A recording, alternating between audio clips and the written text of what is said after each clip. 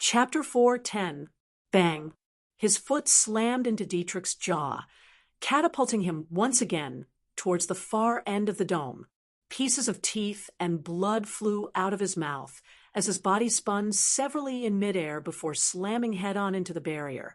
The crowd expressed looks of pity as they saw the state Dietrich's body was in after the crash. The sound of bones cracking was loud enough, so they could understand the state of pain Dietrich was currently in.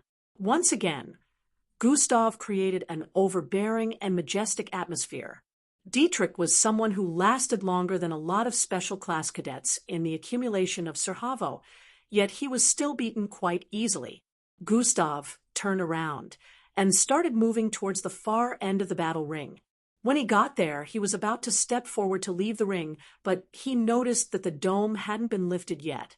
He sighed and turned around to see Dietrich suddenly open his eyes from 1,000 feet away. Turns out he didn't pass out just yet, Gustav realized. At this time, the spectators also realized the same thing as they saw Dietrich struggling to stand to his feet. What's the point? Is he just looking to get beaten up again? Most of them had this thought in their minds. Dietrich quickly raised his hands and began to poke his body parts once again. God Eyes has been activated. I'm quite curious to see how the improvement in strength will be this time. This time Gustav didn't try to stop him. Instead, he watched with an observant look. That's a big jump, Gustav said internally with a slightly disturbed expression. He was reading Dietrich's energy level God Eyes and noticed that his internal energy numbers increased by 2. This time I opened gate 5. I'll stop here for today. I have to find out just how much of my strength he can handle, Dietrich said internally as he breathed in air with a look of determination. I wonder if he can keep going. But it will be better to end it this time. Gustav was curious, but he really didn't want to let his curiosity get the better of him. Both of them stared at each other from the far ends of the battle ring with looks of intensity before dashing forward with speed. Swai. Right now, their speed was at the same level as they sped across the place. Gustav's head transformed into that of the serpentine mixed breed as he gathered purplish energy in his mouth area and shot it out. Dietrich conjured a swirling mass of air and also sent it forward. Boom! Both forces collided and canceled each other out, blasting chunks of the ground of the battle ring into the air. However, this destruction did not hinder them in the slightest as they arrived before each other a few moments later. Swing. Gustav's palm and that of Dietrich's collided with intensity, causing both of them to arch backwards a little from the force of the collision. Gustav pushed himself forward again and threw out a fist. Swerve. Now Dietrich was fast enough to dodge his fist, and also threw out his fist packed with a swirling mass of air gathering around it. Gustav moved slightly to the side and used the back of his left palm to slap on Dietrich's wrist, changing the trajectory of the punch before squatting slightly and throwing his fist upwards. Swai! Dietrich quickly shifted back a bit, causing Gustav's fist to miss him by a centimeter.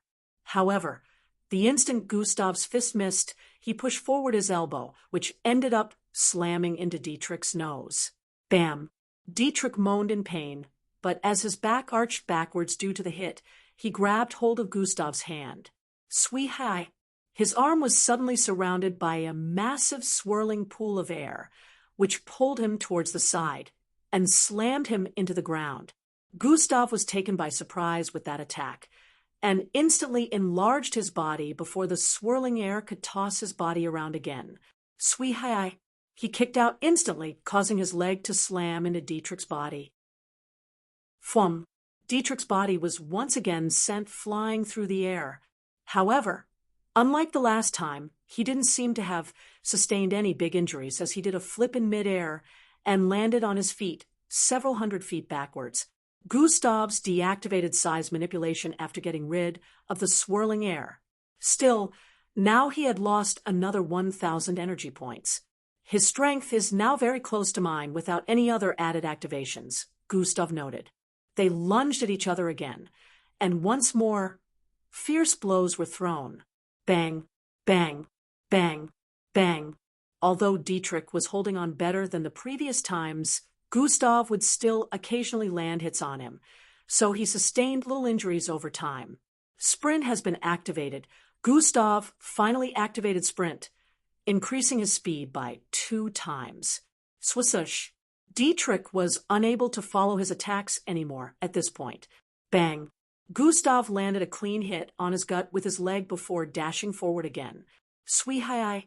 His fist traveled in an upwards motion as he squatted slightly. Bam. More teeth were sent flying out of Dietrich's mouth along with blood, as his body was catapulted upwards after Gustav's fist slammed heavily into his jaw. Gustav leaped upwards again and raised his leg high while in midair before slamming it down onto Dietrich's chest. Dietrich made an X sign with his arms trying to block the hit.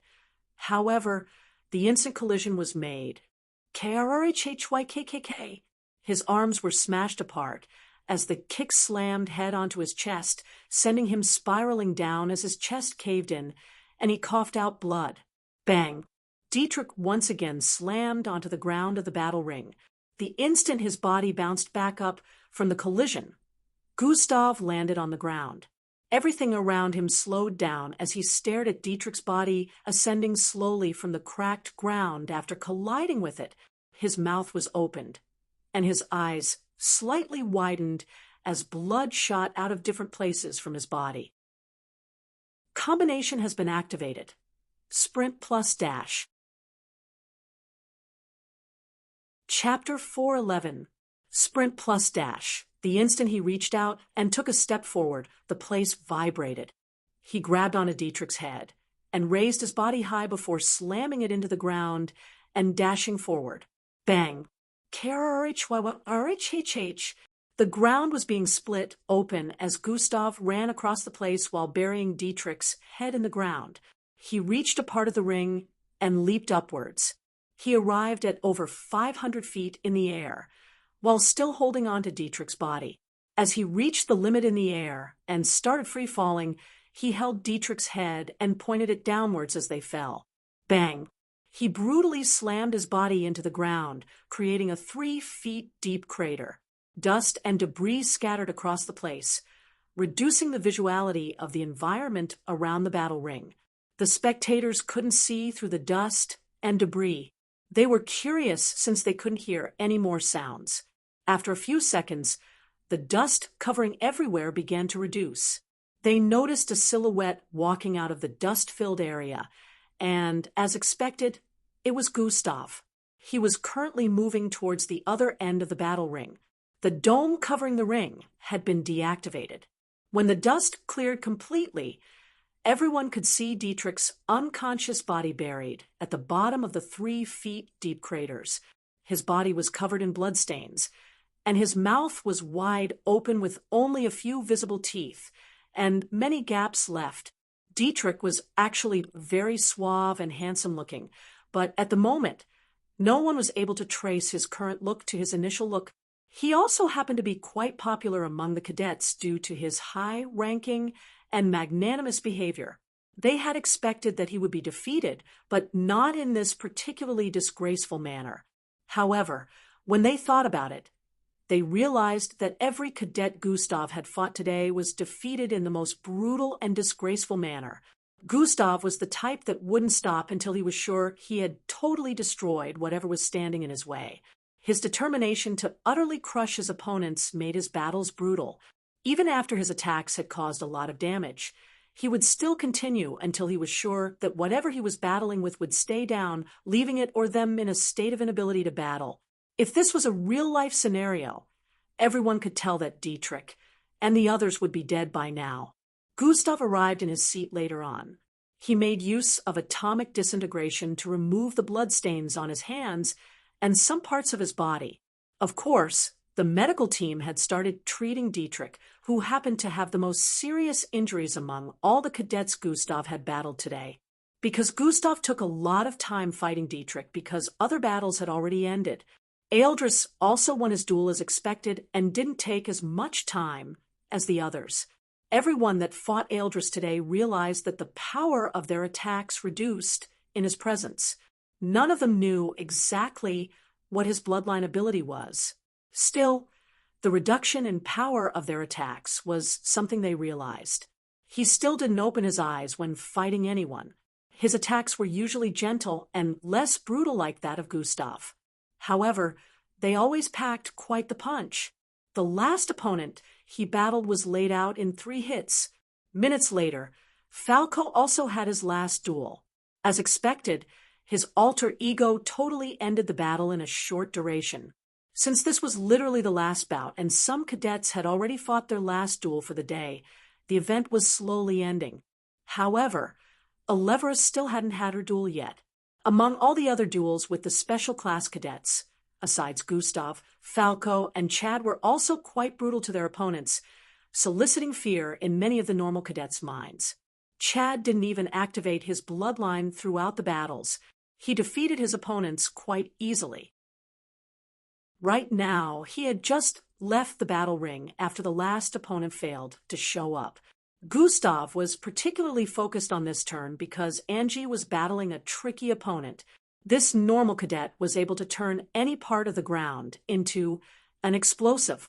Angie had been speeding all across the battle ring for a while now, because wherever she stepped on was like a landmine and would instantly explode. So the moment she stopped running and stood in one spot, kaboom! The force of the explosion would blast her across the place. What made things even tougher was the fact that this particular cadet could also phase into the ground, so he was currently hiding underneath the ground of the battle ring, which made it harder for Angie to get to him. He could also change spots while being under the ground, so Angie wanted to be sure of the spot he was in, particularly before making her move. Boom, boom, boom. 3 more explosions occurred within the battle ring as Angie dashed in a zigzag manner across the place. Her fast silver-like figure dashed straight right out of the explosions unscathed. So hush! Even though the explosion was fast, it was only happening in slow motion in Angie's line of sight. The pattern of the explosion. Sometimes when I change locations from end to end, it takes time for them to start blasting again. Angie noticed and dashed towards the far west of the battle ring.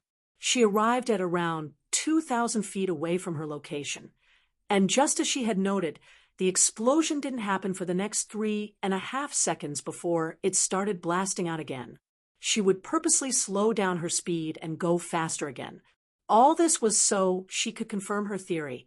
Whenever the explosions doesn't happen, the instant I change locations, leaving a distance of over 1,000 feet behind, it means he is within that vicinity and will be affected by the explosion. Angie thought, as she dashed in a zigzag format across the place once again.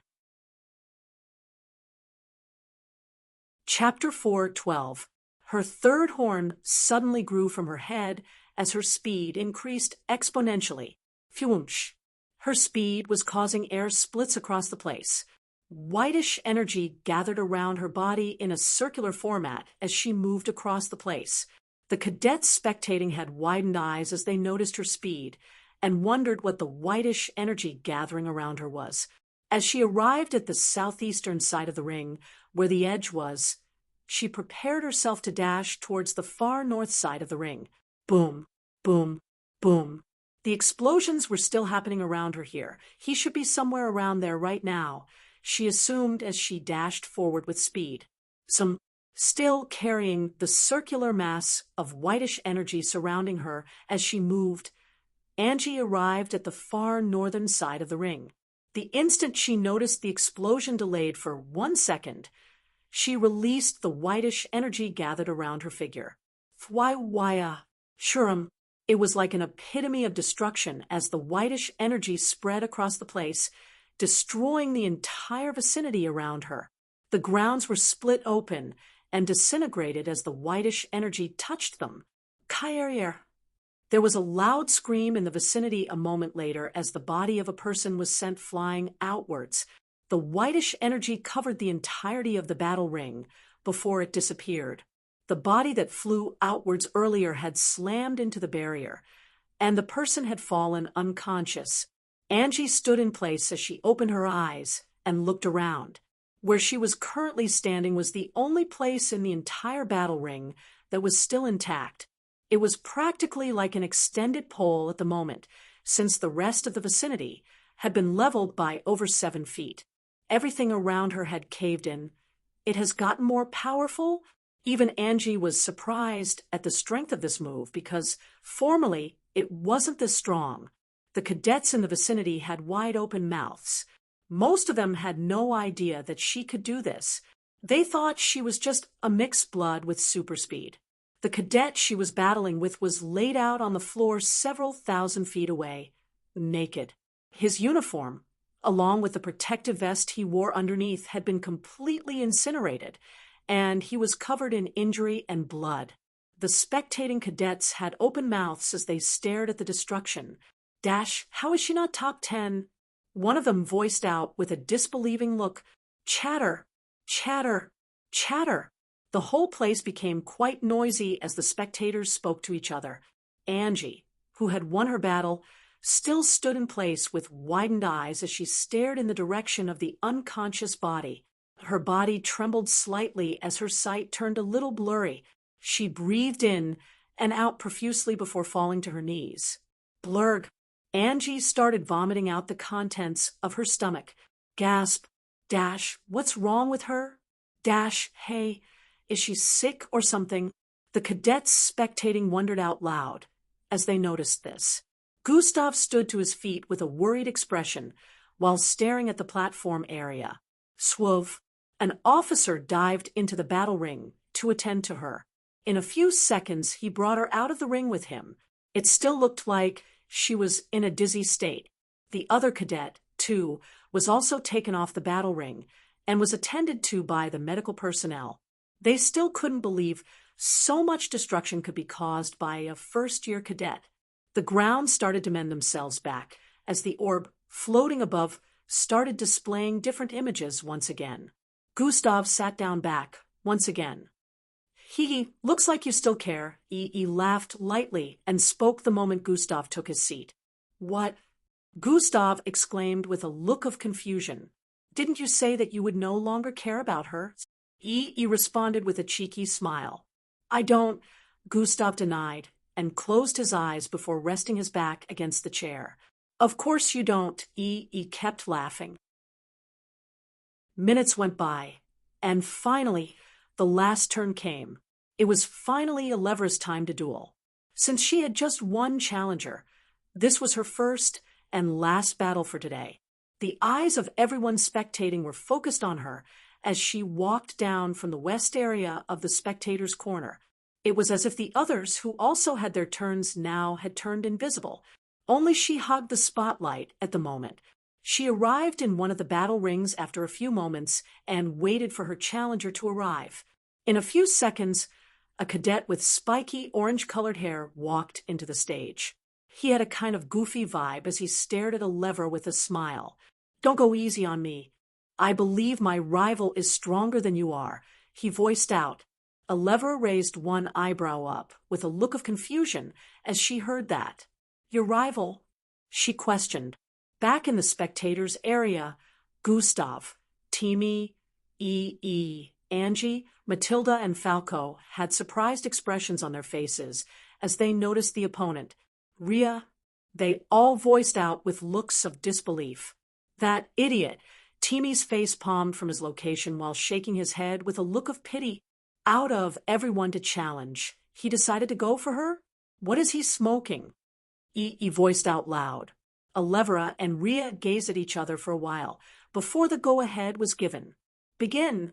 Ria instantly lunged forward. Foom! Bri-hi-abra-bria hi-hi!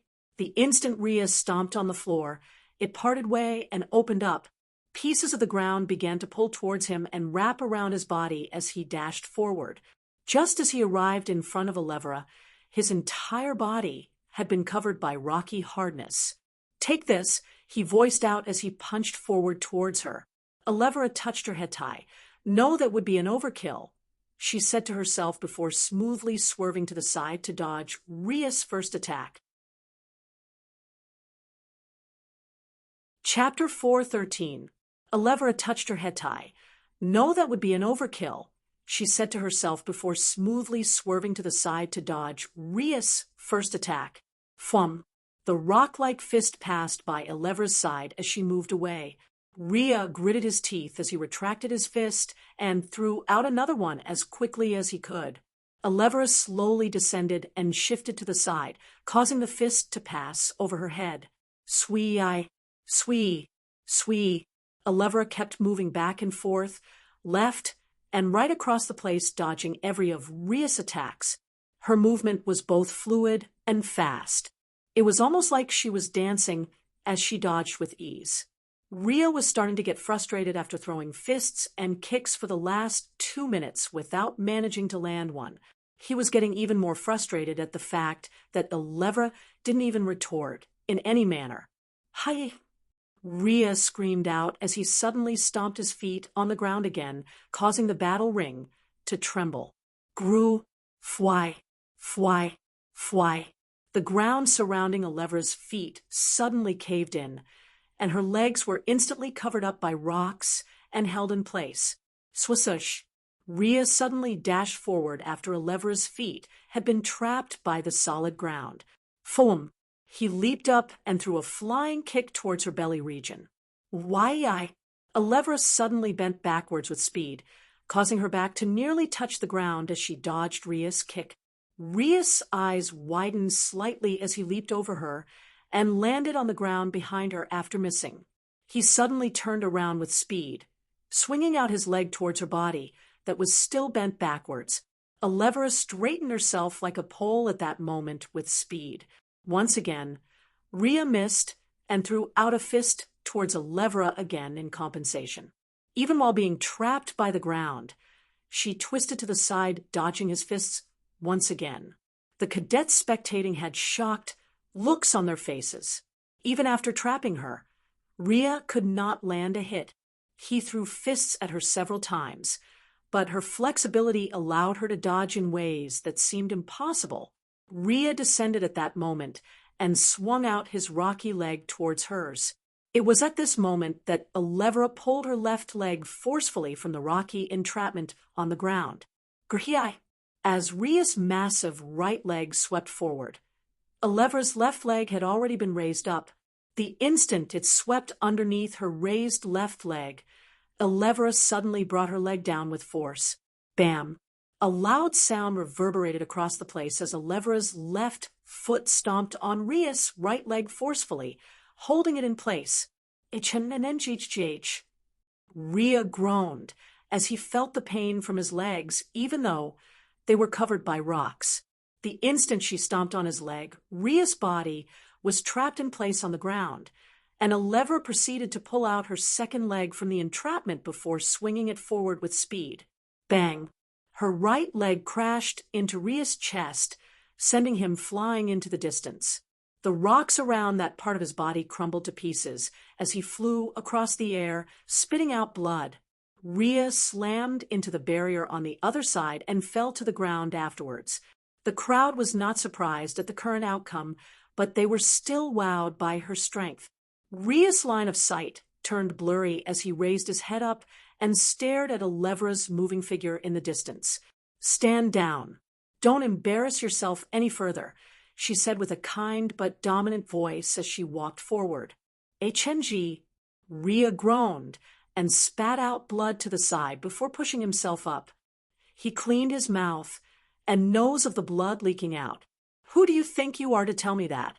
Secluded princess, Ria voiced out after standing up with an angry smile.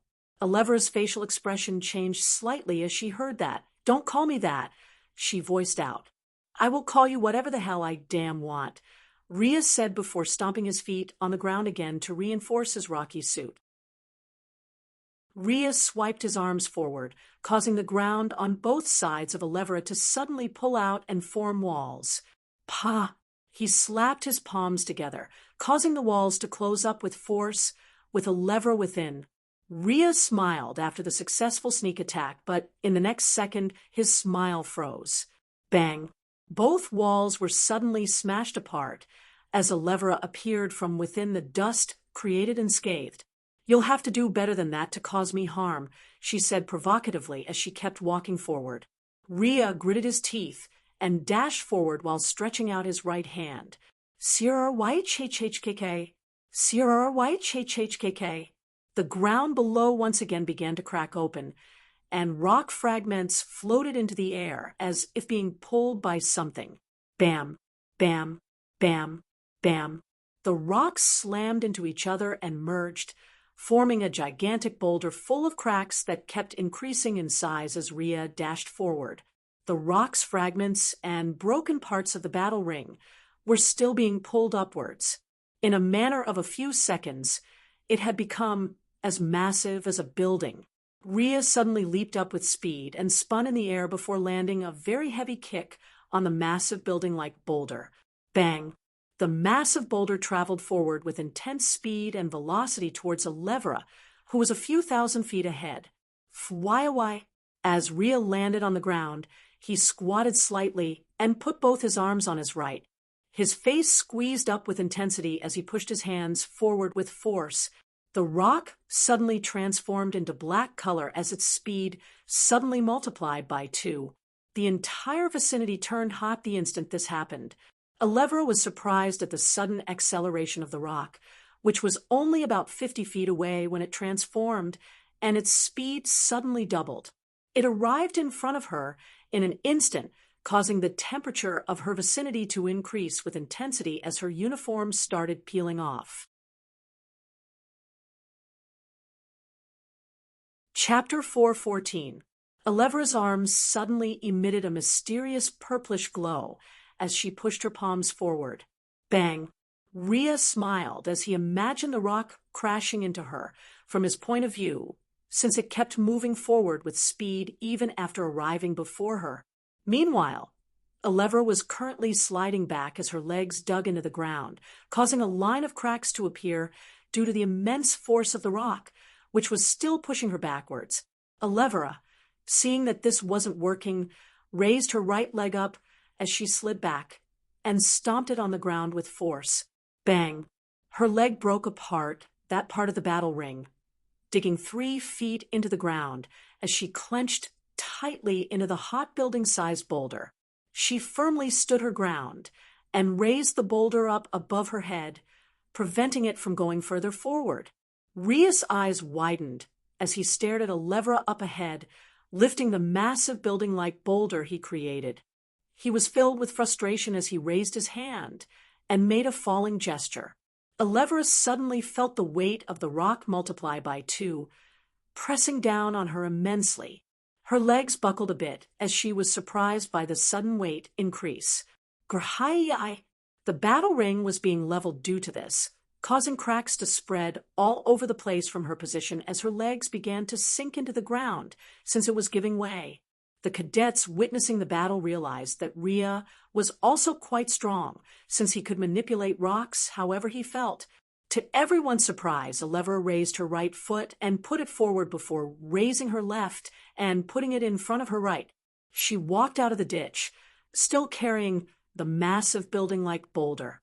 However, due to the weight of the rock, which was still increasing by the second, her legs once again sank into the ground as they gave way.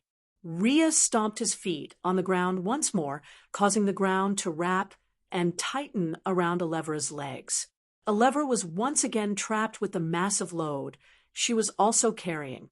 This time, "I will land a hit," Rhea voiced out with a tone of determination before dashing forward.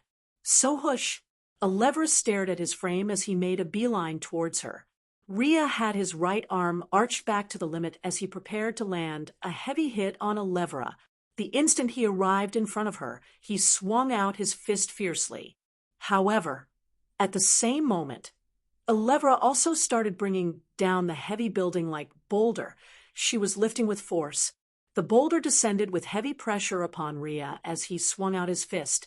It was so unexpected, and the speed at which it descended was also unprecedented. Bang! A massive sound of collision rang out as the entire battle ring was suddenly covered in debris and dust. The cadets witnessing the battle could feel the tremors from their sitting position, which shocked them immensely. They couldn't imagine just how much force Alevra used in dropping the massive boulder that would cause them to feel the tremor from their sitting position. As the dust cleared up, everyone could see pieces of rock fragments scattered all across the place. Rhea and Alevra were standing about 100 feet away from each other. They gazed at each other with weird expressions. Rhea had parts of his rocky armor broken apart again, and blood could be seen dripping down exposed parts of his body. He was fortunate that his bloodline ability lay in the manipulation of rocks. If this wasn't the case, he would have been way more injured than his current state. He realized just how much of a monster Alevra was pulling that off. She used such a massive and heavy structure as an attack source, yet her attack was still faster than his fist. "Just give it up," she said as she pulled her legs out of the ground entrapments once again and started walking forward. "Don't tell me what to do," Rhea shouted out and dashed forward with an angry look once again. Alevra shook her head with a look of pity as her right arm emitted the purplish glow again. Rhea arrived in front of her as he transferred all the rocks on his body to his fist area, causing it to increase in size immensely. "Swai." He swung it forward with force. Alevra arched her arm back gracefully after sliding to the side and squatted slightly. Rhea's fist glided over her right shoulder as she swung her palm forward. Boom! It sounded like an explosive went off as Alevra's palm slammed heavily into the middle of Rhea's chest. A chain effect was created as his sternum fractured instantly and cracks spread from that part of his chest to his ribs area. And then other internal organs around that part of his body were also affected. His back caved out as he spat out a jet of blood, while the force shot him straight into the air. Whoosh! Bang! Rhea slammed into the dome on the other side, and to everyone's surprise, his body broke through it. The people on the west side of the arena quickly shifted away as they noticed his body flying in their direction. Bang! He slammed into the seating area, causing a cloud of dust to spread across the surroundings and destroying a bunch of chairs in the process. Chatter! Chatter! Chatter! Chatter! The entire place erupted in chaos after witnessing this incident. Alevra stood in the battle ring and stared at the direction in which Rhea's body was sent flying. She shrugged her shoulders and proceeded to walk out of the ring while dusting her uniform. The medical team quickly swooped into action and went to attend to Rhea. Teamy shook his head from his seating position. That idiot! Just what did he aim to achieve with this? He muttered underneath his breath with a look of disappointment. "Well, this was pretty much expected," he voiced out besides Gustav. "Yeah. Why did he do that, though?" Falco wondered out loud. Maybe he was looking to prove himself," Eldra said with a low and mysterious tone. They stared at him with a slightly confused look, but before they could say anything else, Gustav spoke. "She is stronger than I am."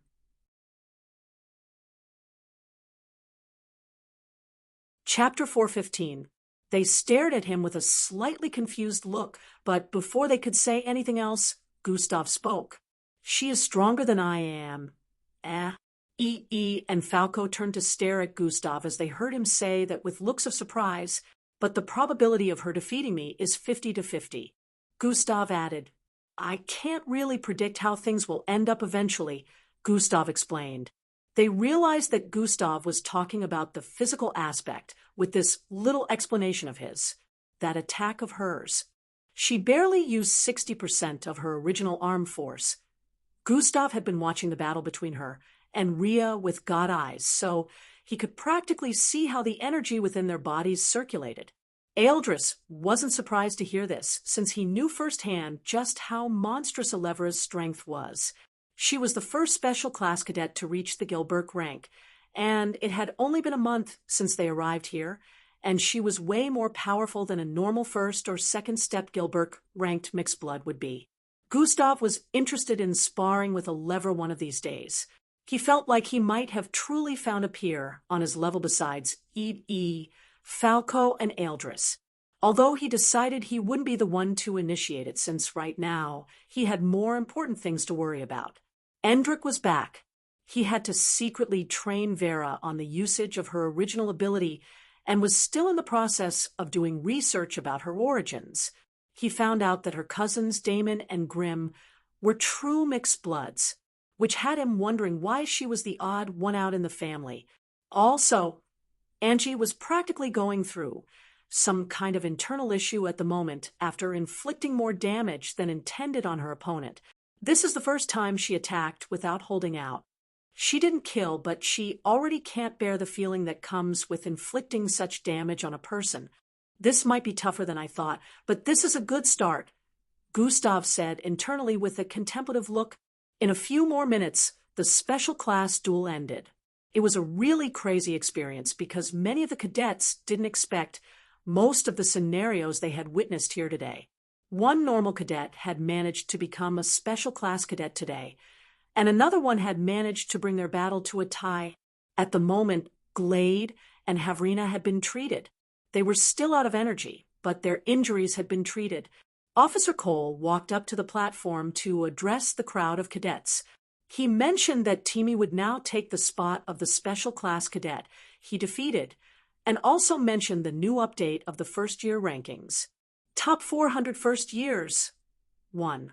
Alevera Takis plus 10,000 points. 2. Aeldris Golding plus 8,000 points. 3. Gustav Crimson plus 8,000 points. 4. Chad Buraku plus 7,900 points. 5. Chutlu Evans plus 7,800 points. 6. Emmanuel plus 7,500 points. 7. Falco. The list continued like that, displaying those who had moved up the rankings and those that had gone below. Chad had a squeezed-up face as he stared at his rank. Tisich, faulty AI calculation, he said with a look of displeasure. Chad was not happy with this and made a decision in his mind as he stared in the direction of Gustav's seating position. Hell yeah! Guess who's number 6 now? Woo! Stood up with a look of joy as he shouted out. Silence. Everyone turned in their direction to stare at them. Who was about to say something else, had his mouth wide open as he noticed the stares. He slowly sat down with a wry smile. Carry on, he said with a slight look of embarrassment. Falco face-bombed before bursting into snickers with Aeldris. Gustav couldn't maintain his poker face after seeing EE's embarrassed expression. He also laughed lightly. The crowd soon went back to focusing on Officer Cole's speech. Damn, I almost shit my pants. What's with those stares? Said with a light laugh. Maybe try keeping your excitement inside next time, Gustav said while shaking his head with a wry smile. Now y'all are just too uptight. Replied before turning to look up at the rankings again. Mama, just watch. I'ma make you proud, he said internally with a smile. Now for the tie between Glade and Havrina. The leading board has decided to make Havrina a special class cadet, Officer Cole suddenly announced after he finished speaking on the ranking board. Chatter, chatter, chatter. The whole place turned loud as they heard that. That means Glade is no longer a special class. Oh well, a decision had to be made. I think they were both spectacular. From her sitting position, Angie had a worried look after hearing that. Glade had not returned to her sitting position, which was besides Angie due to the treatment they were undergoing. However, Angie had tried going over to the medical rooms underneath the arena, but Glade had instructed that no one should be allowed in. It would seem she wasn't interested in seeing anyone right now. Havrina is now a special class cadet, Officer Cole voiced out. However, Glade is also still a special class cadet. They have been placed on probation. They will both face each other again next month, and whoever wins keeps their special class title, Officer Cole announced. Chatter, chatter, chatter. The whole place turned noisy again after the cadets heard that. They hadn't been expecting this, but now they were looking forward to both girls' rematch next month. It looked like the MBO was really pitting cadets against cadets, which encouraged and created a lot of competition among themselves. Gustav could understand why the MBO would favor competition against one another here. After all, competition pushes people to want to do better and get better. Chapter 416. In this way, every cadet will want to improve themselves since they don't want to get left behind by their peers, which would in turn allow everyone to improve together. It was understandable why the MBO had the most powerful force on the planet. After a few more announcements, the cadets were allowed to leave the battle arena to their residential locations. Glade later came out of her medical room. However, it was obvious that she was in a very bad mood. "Don't worry, you'll get her next time," Angie and Matilda comforted her. Glade really hated losing. As they left, they bumped into Havrina, who still had a happy and playful smile, while moving towards the special class cadets' residence. "Hee Greenie, prepare yourself very well for next month." "I won't be so nice next time," she said while passing by their sides. Glade gritted her teeth as her green veins popped out of her skin. "Well, see," she responded with a venomous glare. Rhea, on the other hand, was still wrapped in bandages and kept within one of the medical wards. "Hey, so no one came to see me. How rude of them," he shouted out to the lady in white uniform by the side. "Maybe if you weren't so much of a loud mouth, they'd do that," she said while administering his medicine and moving out of the ward. "TCH, I will win next time," he voiced out. Gustav and the others moved towards their residential areas after the special class duel ended. It had lasted for over 6 hours, and presently it was evening time. Their group was practically a fearsome one, as everyone gave way for them while they moved across the place. Most of them had jittery looks when they stared at Gustav especially. He may have been ranked below number 2, but not only did he get the same number of added points with Eldris, but his battles were also the most brutal ones they had witnessed today. Gustav, Eldris, E.E., and Falco, it was practically a group of powerhouses moving together. In a few more minutes, they arrived at their residence, and everyone quickly moved towards Gustav's room. They happened to bump into Endrick, who was coming from the other end of the hallway. "Guess who's your new neighbor?" Endrick said with a cocky smile as he walked past them. He suddenly stopped and slightly turned his head to the side. "I hope you're ready. This time no restraints or disturbances," Endrick voiced out before he kept moving. "Get your head out of your ass, kid. Why are you speaking to your big bro like that?" E.E. voiced out with an annoyed look. "Huh? Who's this black bozo? Was I speaking to you?" Endrick retorted while turning around to stare at E.E. with a provocative expression.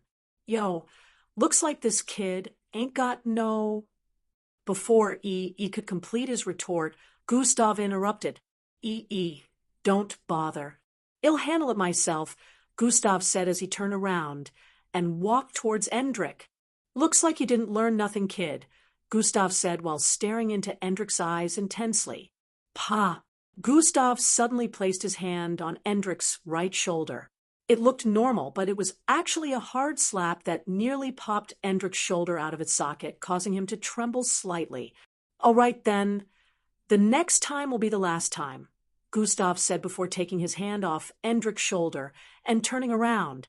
"We shall see about that," Endrick said with gritted teeth before turning around. "Why the hell is he acting like that?"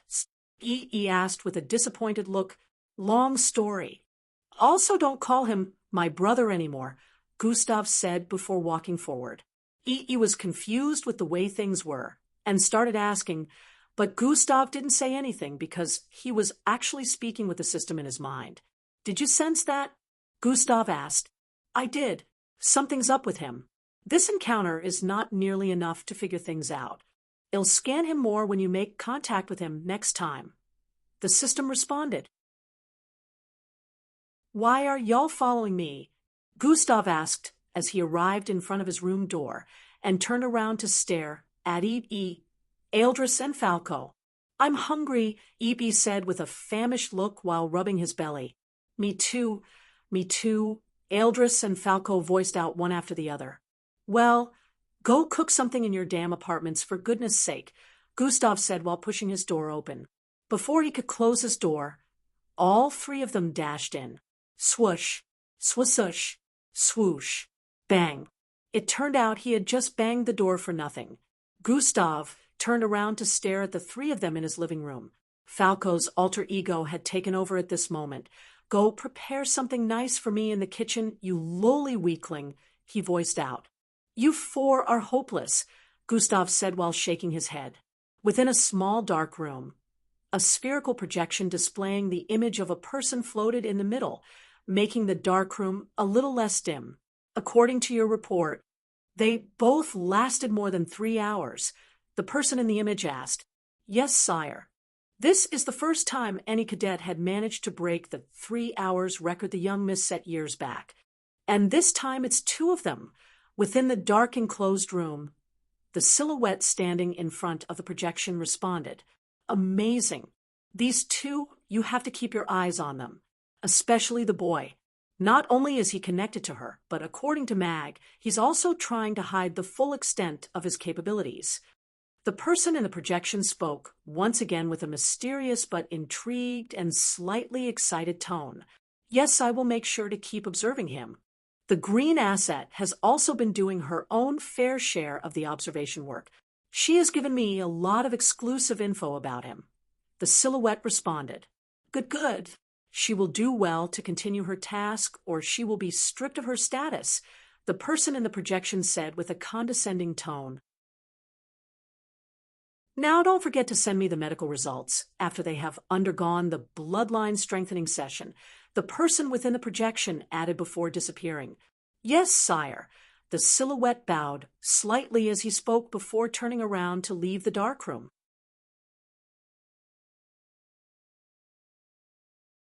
Chapter 417.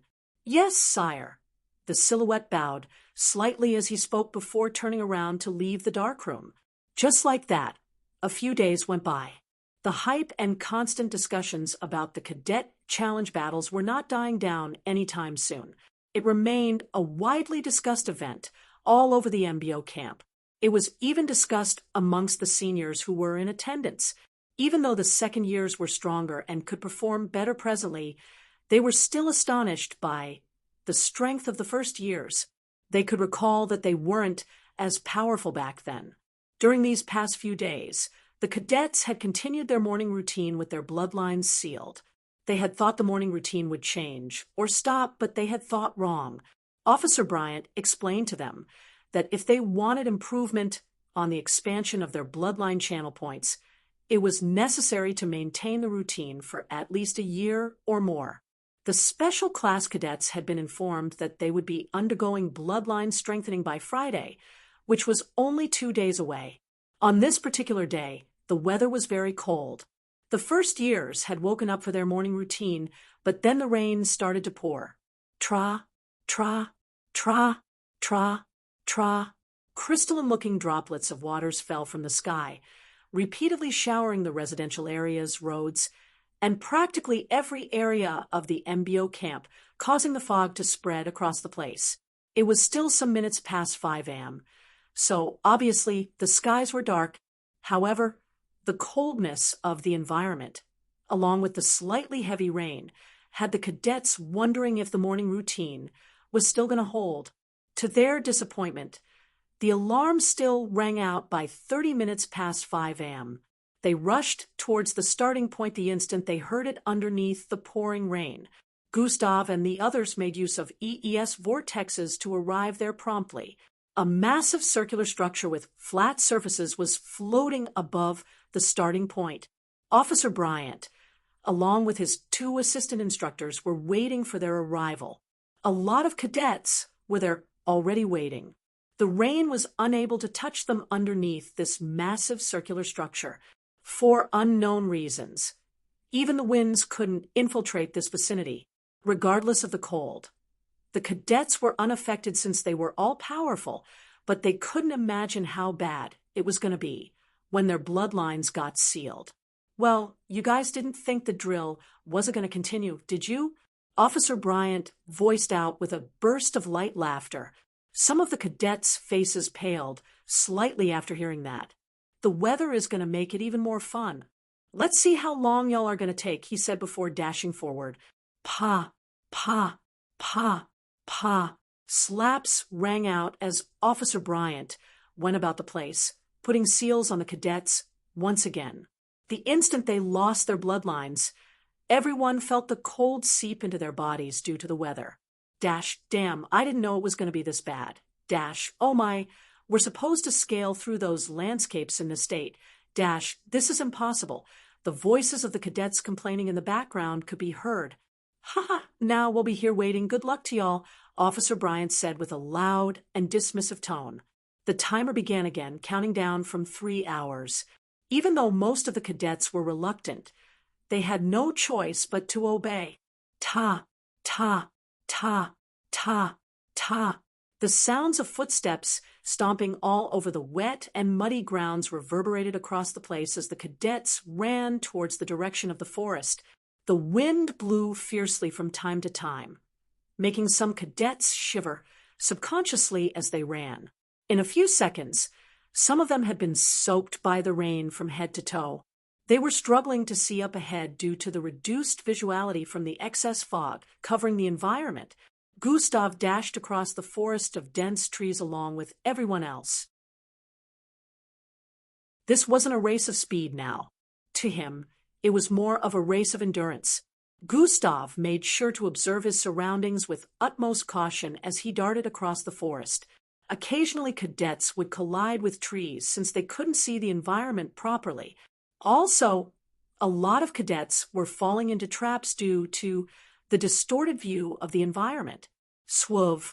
Gustav quickly squatted as he noticed something in the distance. A body came flying through the air, passing over him before slamming into the trunk of a tree. Gustav moved a few feet towards the side as he continued to run forward.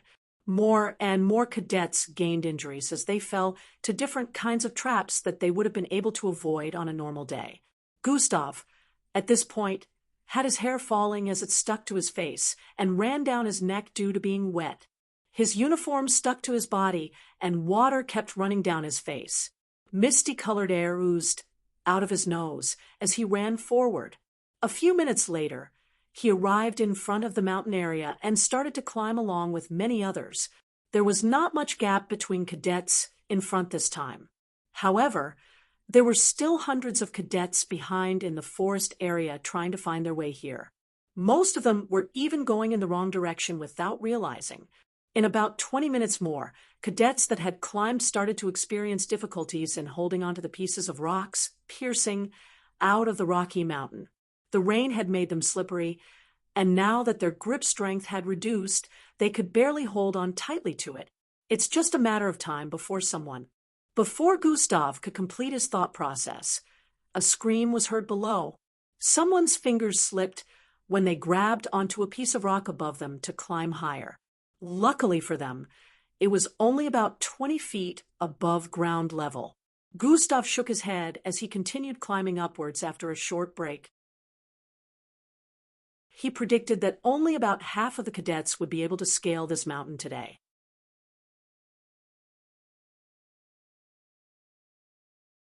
Chapter 4:18. Gustav focused on climbing and observed his environment carefully. His body had improved since he started this daily routine for the last month. Even with all bloodlines and stats sealed, his regular body was stronger than normal, so he had been finishing the morning routine in about 2 hours like the rest of the special class cadets. However, this time he couldn't tell if he would be able to get there in 3 hours. He scaled over 300 feet in about 30 more minutes and had finally reached halfway across the mountain.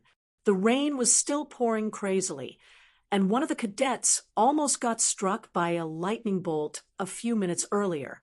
However, even though the lightning bolt missed the cadet by a few centimeters, the sloppy area it slammed into crumbled into fragments and affected an area of around 30 feet, causing rocks to roll down.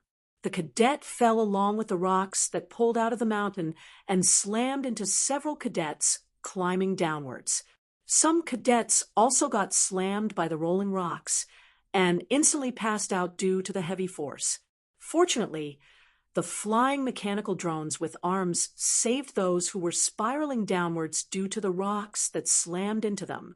They were swooped away from underneath the rocks before they fell to the ground and got crushed by some bigger ones. At this point, many more cadets had fallen to traps, and others had slipped while climbing due to the weather. Gustav looked up once again before he resumed climbing. Only about 50 feet higher was the limit of his visuality. Beyond that, he couldn't see anything else. And even before that, the visuality of the environment wasn't so sharp. He could only see one person towards his northwest at this point, also climbing up. This person was also a special class, and just like Gustav, he was resting. Gustav continued to climb and moved to the side whenever he observed any weird area. Gustav grabbed onto another piece of pointed rock as he arrived at the 700 feet mark. Only about 15 special class cadets had managed to make it this far. Gustav pulled himself up again, and suddenly the rocky part pulled out. Gustav was surprised as the rock pulled out, but he was lucky to still have his other hand on a firm part of the mountain. He dipped his hand into the hole formed from the rock that slipped out and pulled himself up. Gustav felt a little touch of a breeze on his fingertips as his hand dipped into the hole. He pulled his arm back and raised his head to stare at the hole, which was the same size as the rock that got pulled out. It was pretty dark as it should be, but Gustav could see a little fingernail-sized opening at the bottom of the hole. Gustav put his hand back in the hole and waited for a few seconds. He felt the small touch of breeze again. Should I? Gustav thought of something, then discarded it. He pulled himself upwards once again and pulled out his hand to place it on another piece of rock before placing his right kneecap in the hole. As he lifted himself up again, GRRHHKKKK, JJRRKKYYHH, crun. More rocks pulled out of that particular mountainside and started rolling down. Gustav quickly pushed himself upwards more, so as not to be affected. He leaned his back against the slightly sloppy mountain and turned to look down. The rocks kept rolling down, and in a few seconds, he could hear the sounds of screams underneath after they disappeared into the fog below. Oh, looks like some unlucky ones are following my trail. Gustav shook his head in pity. In a few more seconds, the rocks had stopped pulling out. Gustav's eyes squinted as he stared at the door-sized hole that had been created within the mountain after those rocks pulled out. What's up with that? Gustav wondered as he gently descended to the position of the hole. Gustav's eyes widened as he spotted an entrance to the interior of the mountain. It was really a dark and deep hole, but Gustav could see a small orange that in the distance, even though it was barely glowing. Gustav felt he should continue climbing, but he was also curious to see where this passageway would lead to. He slowly moved into the hole and squatted a little as he started moving forward. There was no one in the vicinity, so no one had witnessed this incident, and it was mostly due to low visuality. As Gustav moved forward, he noticed that the orange glow was getting brighter and brighter. After a few more 20 steps, he arrived in front of a square-shaped opening where the orange glow seemed to be shining through. Gustav moved closer and looked through the hole. What in the world? Why are there stairs? Gustav wondered with a low tone as he noticed the stairs on the other side. The square-shaped opening was too small for him to fit through, so Gustav stepped back 9 paces. Swayee! He suddenly charged forward and pushed forth his right leg. Bam! His foot slammed heavily into a side of the wall close to the opening. A part of the wall broke apart and fell in, but it still wasn't wide enough. Gustav had to step back and charge forth several times while kicking the wall for it to get wide enough. BRRHHH. Some more parts of the wall fell in after the 10th charge, and Gustav finally had enough space to fit in.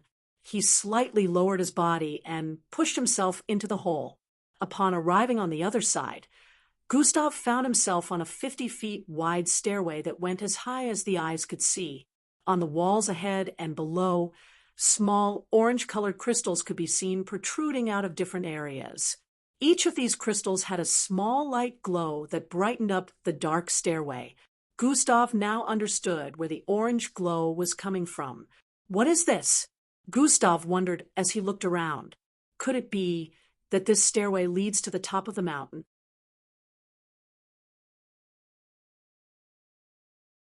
Chapter 419, Could it be that this stairway leads to the top of the mountain? Gustav wondered as he kept observing his surroundings. The stairway was erected in a curved format as it extended upwards. If Gustav had his bloodlines and stats unsealed at the moment, he would have tried dashing down and up across the stairs just to check it out. However, at the moment, he decided to listen to his instincts and started climbing upwards. Since this was a stairway, it was way easier than having to pull himself up, making use of his fingers and the muscles in his arms and legs. Gustav had no trouble with visibility as he climbed upwards. Those orange crystals were also embedded into the ceiling area of the stairway. Why would such a place even exist? Gustav wondered as he kept climbing up. In the next 15 minutes, Gustav had climbed up to 300 steps without taking a pause. Since there was no fog within this place, he could already see where the stairway led hundreds of feet away. He was closing in on the top of the stairs, and he could see that there were no openings of sorts that led to outside the place. Even after squinting his eyes and looking around several times from his current position, he still couldn't see anything like that. Gustav decided to get to the end of the stairway to get a closer look before jumping to conclusions. After about 3 minutes, he finally arrived at the end of the stairs, where a slightly wide podium could be seen. He climbed to the top of the rectangular-looking podium, where the rooftop was only 9 feet away. There were even more orange glowing crystals embedded into more parts of the wall over here, but Gustav hadn't tried taking any of them for 2 reasons. The first is that he couldn't sense any FPRM of energy from them due to having his powers sealed. Second was the fact that he didn't know if he would trigger something by pulling any of them out of the walls. He had decided that after the morning routine, he would come back here to properly investigate. Gustav looked around him, trying to find an opening, even touching some parts of the wall. Still, he couldn't find anything even after checking for 5 minutes. On the outside, the cadets were still climbing the mountain, and no one had managed to reach the peak yet. The closest to reaching the peak was still about 150 to 200 feet away. The more time Gustav spent looking for a way out, the others slowly caught up, even though he was currently ahead of them. On the bright side, he didn't have to suffer the harsh weather like they did, but if he didn't find a way out, all this would have been for nothing. Gustav, remembering that he was probably way ahead of everyone at the moment, decided to sit down in the meantime and wait for a while. He didn't want to arouse any suspicions when he finally came out, so he decided he was going to hold on for the next 20 minutes, which was the timing he was sure that Alevra would be close to the peak. On the outside of the stairway area, lots of cadets that were climbing on the same trail as Gustav earlier had changed directions, especially after seeing those who were hit by the falling rocks. Those who were fortunate shifted towards the side and climbed on the far ends of that path. The side of the rocky mountain that everyone was climbing was thousands of feet wide, so the cadets could spread themselves out as much as they wanted to. Due to this development, those who had gone higher than the point Gustav found the hidden passageway didn't notice the hole. The fog reducing everyone's visuals made it even more impossible for them to notice the dark hole after distancing themselves from that trail. Just as Gustav had predicted, many of the cadets had become incapacitated and unable to continue this morning routine after close to half of them fell while climbing the mountain and sustained heavy injuries.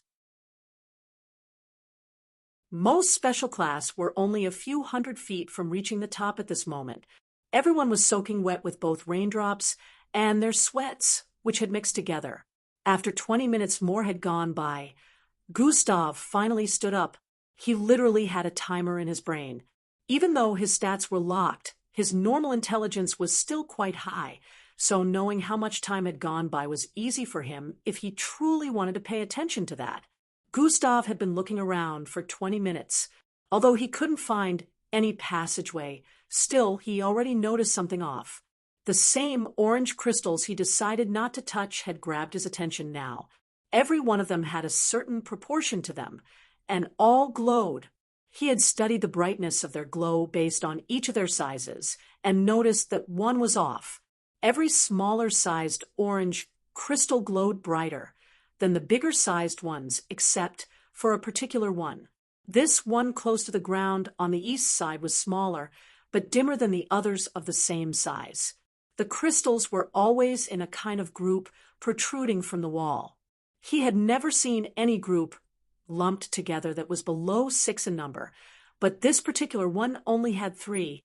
Gustav moved over, hoping his intuition was right, and grabbed hold of it after squatting. He waited for a reaction of some kind, but nothing happened.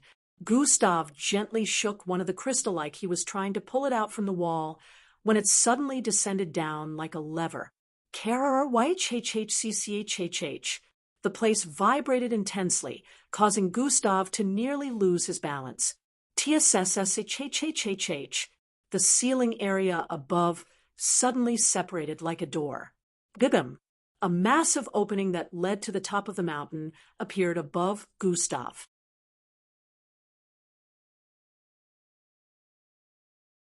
Chapter 4:20. The raindrops started to fall in after the opening was revealed, causing Gustav to shut one eye as it dropped onto his face. Here goes nothing, Gustav said internally as he jumped up and grabbed onto the ledge before pulling himself upwards. As he arrived at the top of the mountain, the opening closed up, causing the vicinity to vibrate a little. Gustav's body, that was initially almost dry after being within the mountain for nearly an hour, became wet again. The dark clouds greeted him with silver-colored roots-like lines running through them from time to time. Peta, Peta, Peta, Peta, Peta. The raindrops drummed mercilessly on the surface of the mountain top, causing some slightly caved-in places to be filled with murky water. Gustav only stood there for a few seconds before he heard the sound of footsteps towards the far east side of the vicinity. He turned to the side, and the person also did the same. Even though they were around 50 feet away from themselves, they instantly recognized each other. Alevra, Gustav, both muttered lightly under their breath. Just as I calculated. Others shouldn't be too far off right now, Gustav said internally. Did he get here before me? Alevra wondered. She had no idea since the visibility of the environment was bad. She couldn't know if anyone was close to her or not. She was still a bit surprised that he would get here this fast, though. She wanted to rest a little after arriving, but seeing Gustav here, her passion was ignited once again. She breathed in and out profusely, causing her massive bust to raise, and occasionally lower with her uniform sticking to her body. Both of them stared at each other for a few seconds before Alevra started moving forward once again. Alevra had expected Gustav to also start moving just as she did, but he was still standing there staring in her direction. Why is he not moving? She wondered. To her surprise, Gustav moved to the side and sat on a slightly large rock that protruded from the ground. What is this? Is he resting? She asked herself as she paused in front. Gustav noticed her hesitation as she turned to stare at him from a distance. I'm giving you a head start, go, Gustav voiced out with a smile. Alevra's forehead creased slightly as she heard that. Not needed, she said while returning the smile, and moved towards the side to also sit down on a piece of large rock. Ha! Gustav exclaimed with a light tone. You really should take the head start, though. I can overtake you at any time, Gustav voiced out again. Although they were around 50 feet away from each other, his voice echoed across the place, so she was able to hear him clearly. Oh, there's no need. I'm ready whenever you are, Alevra responded. She's quite hard-headed. I have no ounce of tiredness in me right now, so I'll practically be cheating if I competed with her right now. This was Gustav's thought process. He knew that even though Alevra was very strong, there was no way she wasn't fatigued from climbing the mountain, which was why he decided to wait for her to go further before following along. They were both interested in seeing who would be first to get to the finish line due to this unique circumstance, but Gustav felt it wouldn't be fair. This was how They sat for the next 5 minutes without exchanging more words or making a move. Elevra didn't budge the whole time as she kept her sight on Gustav's position. Gustav also didn't stand up in the meantime, giving her the opportunity to rest unbeknownst to her. Another 3 minutes passed, and finally, another person arrived on the mountaintop. "Oh, Gustav, you're already here?" Even Eldris was quite surprised because Gustav didn't pick up the pace during morning routines until they were on the last course. "Don't worry about me. Just keep going," Gustav replied with a dismissive expression. Eldris nodded slightly and kept moving forward. Gustav could tell that Chad and he had probably arrived at the top too. They just probably arrived on the far end where he couldn't see because of the reduced visuality. Gustav still decided to wait for about 5 minutes more. About 3 more special classes passed the middle of Elevra and Gustav's position with confused looks as they noticed them both. They went on their way since they didn't know what was going on. "She's really hard-headed. She doesn't seem to care about the others passing her," Gustav said internally before standing to his feet. The instant he stood up, so did Elevra. Tra, tra, tra, tra. Their footsteps reverberated across the place as they started running towards the edge. Gustav adopted a moderate speed, moving neither too fast nor slow so as to avoid slipping and falling. He slowly began to pick up the pace as they moved further ahead to a less slippery area. He and Elevra slowly began to overtake some of the cadets that had surpassed them earlier and arrived at the edge in a few more minutes. The ropes tied to the small poles sticking out of the ground could be seen leading straight into the fog up ahead. This particular area was always foggy, but this time it was way worse. It was as if the rain had decided not to stop pouring today. It was currently 7 a.m., but it still looked like it was midnight. Gustav and Elevra quickly picked the ropes that they saw stable and started walking on them. They didn't go for the dangling ones because they could tell that someone was already walking on those. Gustav started walking steadily across the line with his arms slightly spread apart. Elevra, on the other hand, was walking almost twice as fast as he was. Although Gustav had improved his balancing, Elevra was just on another level when it came to things like this. In a few minutes, Gustav had crossed 50 feet on the line, and from the position of the mountain peak, he had disappeared into the fog. However, the rope was still dangling slightly due to his movement. Tra! Tra! Another cadet arrived at the peak and instantly moved towards the position of the rope Gustav was walking on. A smile appeared on his face as he squatted and brought out a small laser knife while reaching out for the rope.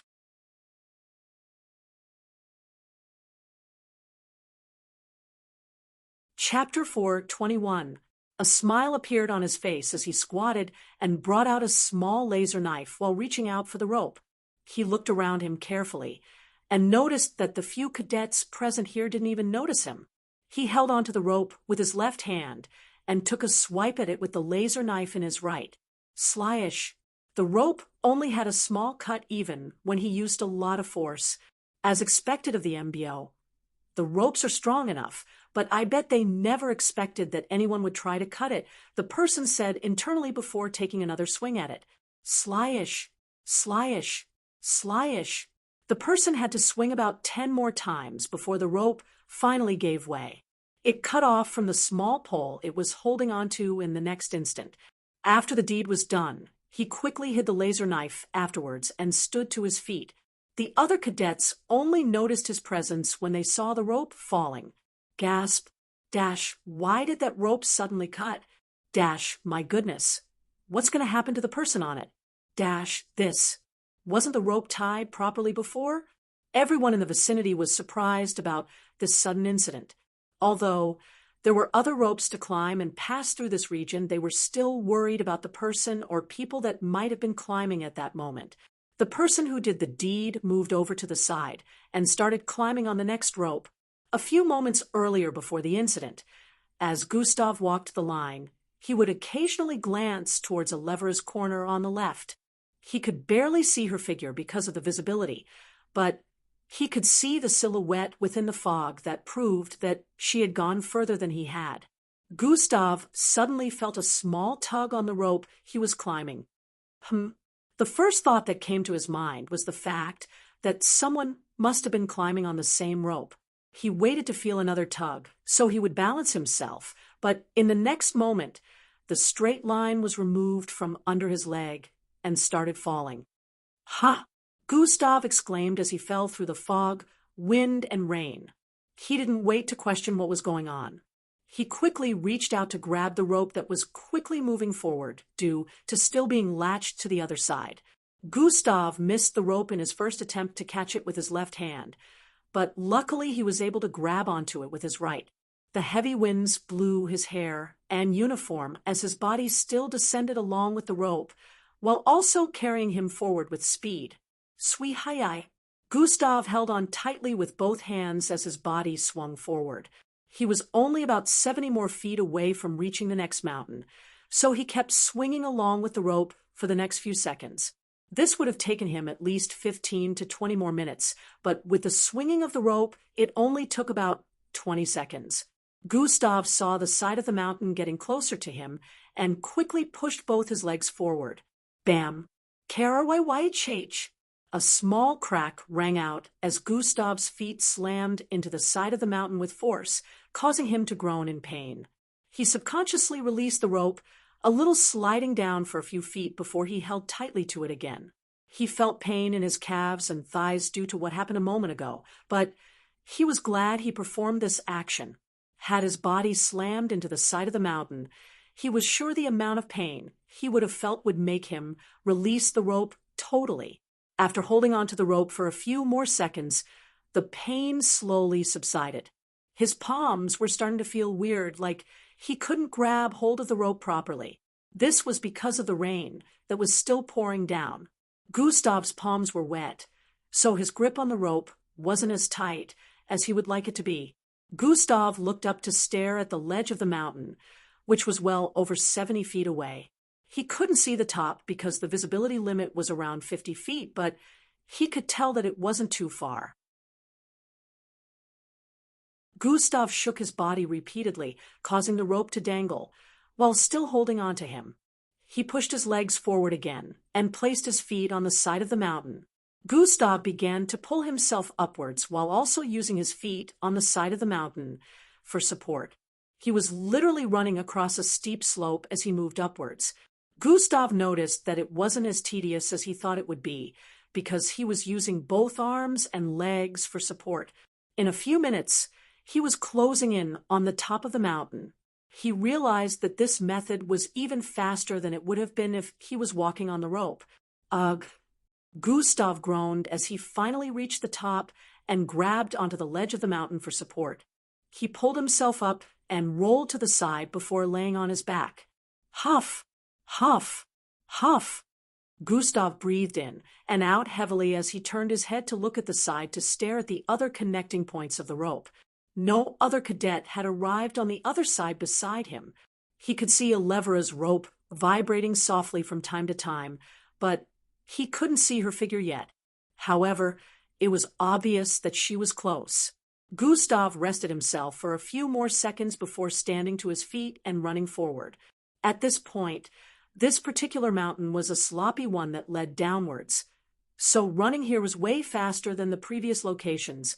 Gustav ran for about 2 minutes until he finally arrived at the next ledge that was close to the bottom of the mountain. However, it was still about 30 feet higher.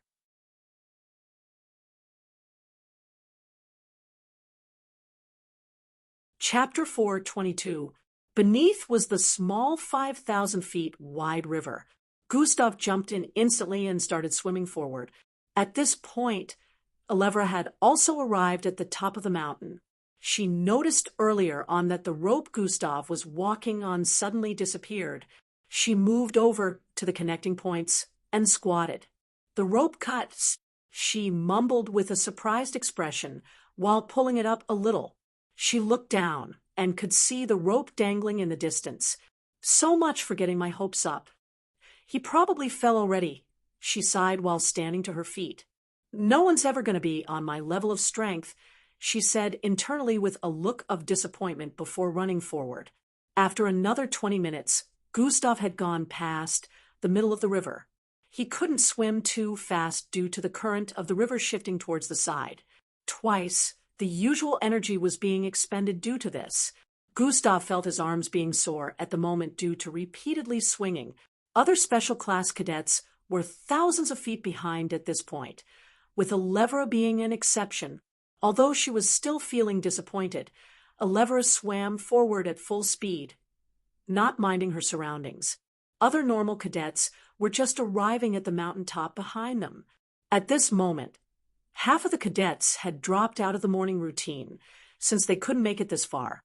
In another 15 minutes, Gustav finally arrived at the shore of the river. He was shivering intensely at this point.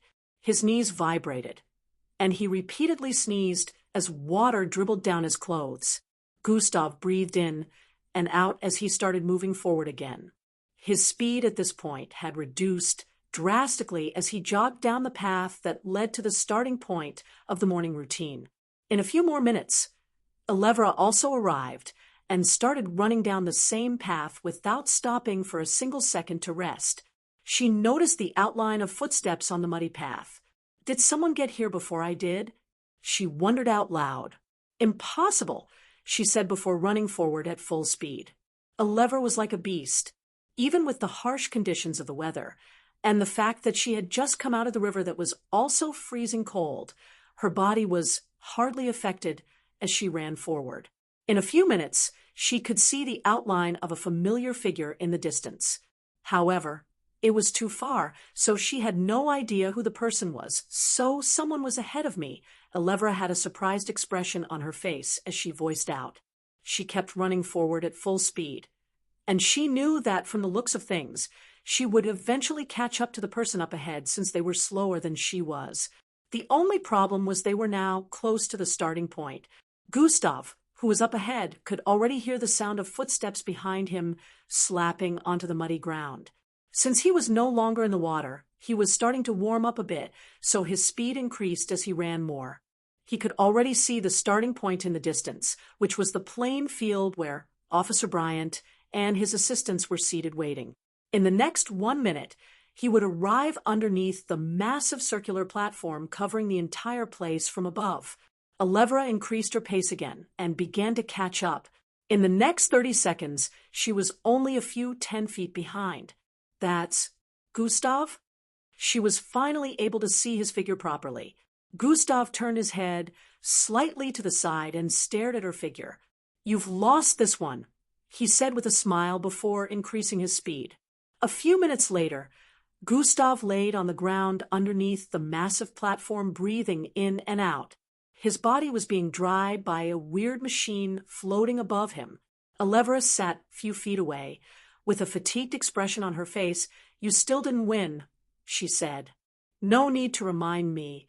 I was there, you know," Gustav responded, even though he was still out of breath. It turned out that he and Elevra tied. After his provocation, she accelerated and still managed to get underneath the platform at the same time as he did. There were many cadets underneath this place at the moment. These were injured cadets that were unable to continue after one incident or the other. There were more than 200 of them here at the moment. "How did you even manage to get ahead of me?" Elevra asked with a confused expression. "How did you manage to tie with me?" Gustav threw a question back at her. Both of them stared at each other for a few seconds. "She's a monster, all right," Gustav said internally. "What is he hiding?" Elevra wondered. "Yes, you two managed to get here after 3 hours and 30 minutes, Officer Bryant voiced out as he approached them. "Honestly, I expected everyone to spend at least 4 or 5 hours out there." Officer Bryant nodded in satisfaction as he spoke. "Oh, and this is an orchestrated test session with a technological-induced weather," Officer Bryant revealed. "What?" Gustav and Elevra voiced out at the same time. "So this was planned?" Gustav asked. "Yes," Officer Bryant replied while laughing lightly. "The weather within the MBO camp is different from the outside world. It can be manipulated as the commander deems fit, he added. Minutes later, more cadets began to arrive. Eldris, EE, and Endrick had arrived before everyone else. Endrick gave Gustav a weird glare before finding somewhere to settle down. After an hour had gone by, those who had managed to make it to the top of the mountain arrived. Less than half of the total number of cadets that embarked on the challenge made it to the end. Officer Bryant came forward again and started addressing the cadets. He explained to them that this was actually a test and technology-induced, just like he told Alevra and Gustav earlier.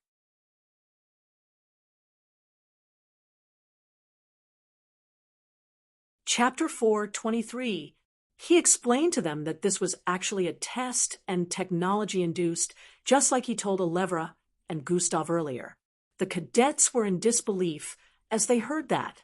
According to the commander, an extra 5,000 points are going to be credited to the first who arrived, which is Gustav and Alevra, while the rest of you who finished will receive 3,000 points each. Officer Bryant suddenly stated the rewards. The cadets had shimmering eyes as they heard that. Chatter, chatter, chatter. They hadn't expected this at all. After Officer Bryant voiced out the rewards, the rain began to decrease. In a few seconds, it stopped completely, and the skies began to brighten slowly. Everyone realized that this was the first time they were actually seeing rainfall when they had a morning routine. They had been here for over a month, and it had never happened once. So, the weather here is being manipulated. They remembered how the weather conditions had been favorable all through and realized that it was too good to be true. It turns out they were being tested today for how they were going to handle extreme and unexpected situations. Those of you who failed will be going 2 laps for tomorrow's morning routine as punishment, Officer Bryant announced.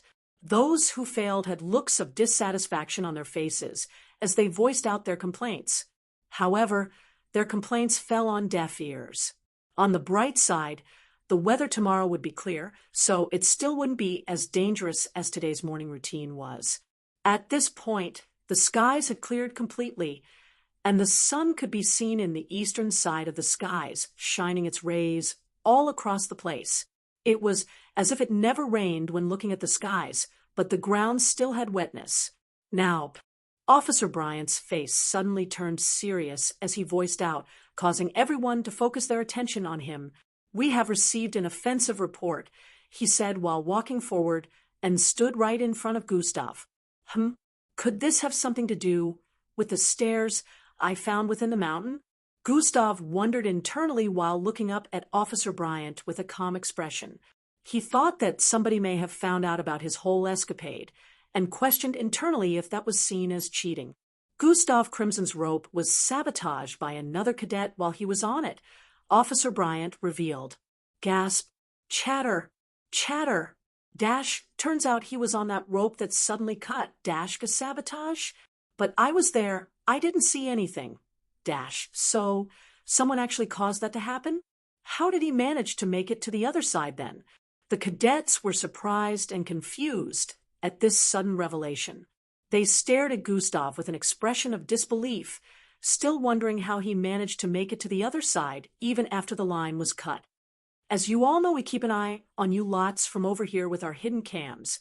However, the bad weather was also a double-edged sword to today's test, since we couldn't also see as well from over here, Officer Bryant explained. However, we have made use of the advanced footage to uncover the culprit. I will give you one chance to reveal yourself and help in lightening your punishment, Officer Bryant voiced out and began to count down from 5. 5. 4. 3. Everyone kept looking around as he counted down to see who would stand to their feet. 1. Just as Officer Bryant was about to say 0, a cadet stood to his feet. It was me, he voiced out. Gasp, Arlando? Some of them recognized this cadet to be among the top 100 cadets on the ranking. He was about 6'2" in height with a brown buzz cut and a cross tattoo on his forehead. He moved towards the front and stood beside Gustav and opposite Officer Bryant. Why did you do that? Officer Bryant voiced out. Arlando stood in the spot, speechless.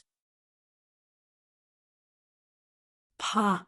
Officer Bryant snapped his fingers, causing a holographic projection to appear above, in which footage was being displayed. This showed how Orlando moved towards the rope, squatted, and brought out a laser knife to strike the rope repeatedly. Why did you do it? Officer Bryant asked him again. I. His eyes slightly roamed about the place as he tried to say something. I hate Gustav Crimson, he voiced out. So, you're telling me that you dislike him so much that you plotted against and decided to cut a rope which several cadets could have been walking on at that time, Officer Bryant said with a look of displeasure.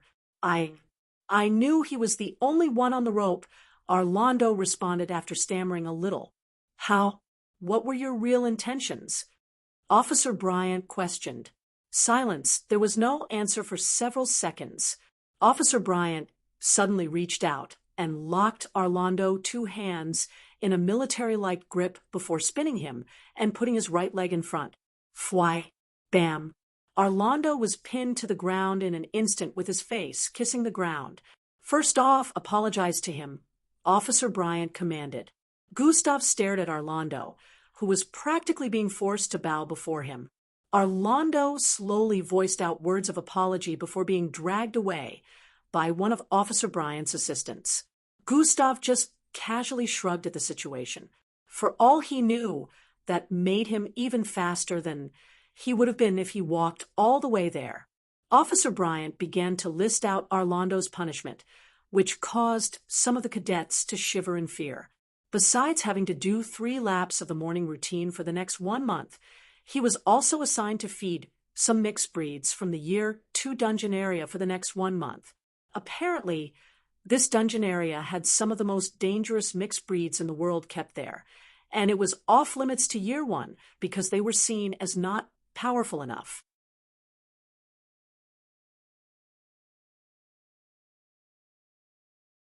Chapter 4:24.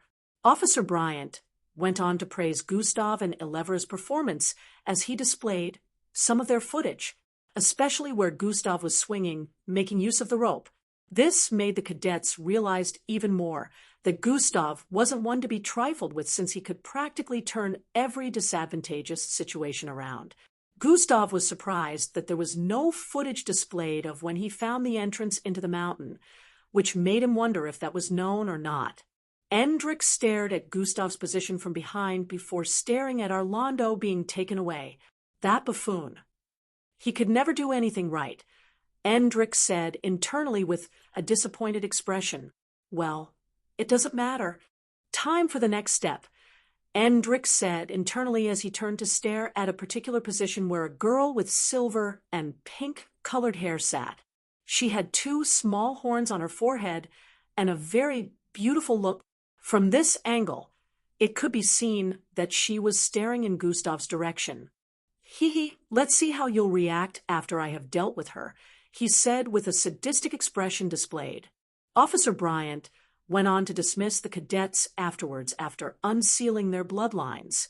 One couldn't imagine how anyone would even dare to misbehave within the MBO when they had someone like Officer Bryant who could seal bloodlines. Most of them wondered if there were any boundaries to it, and if he could seal any mixed blood's bloodline regardless of how powerful they were. Gustav, after having all his bloodlines unsealed, went through his schedule for the day again. He was supposed to go for the training session of Bloodline's powerful attack creation in the afternoon, and meet Vera for personal training together in the evening, so he figured he still had time. Gustav excused himself from the guys, and sneakily moved towards the forest area in front. Sprint has been activated, swoosh. He dashed through the forest quite easily now that his abilities were back. Sensing traps from hundreds of feet away was not an issue for him when he used God Eyes. Gustav arrived before the mountain in seconds and squatted slightly. The amount of force his feet created as he descended caused the ground to vibrate a little. The instant he pushed himself upwards, thunk, his body shot straight through the air with speed as he scaled over 500 feet high. In almost an instant, Gustav landed on the slightly sloppy side of the mountain and kept running upwards. Rocky parts of the mountain rolled down due to the impact when he landed on it. He recalled where the location of the opening was and made a diagonal line across the side of the mountain as he ran.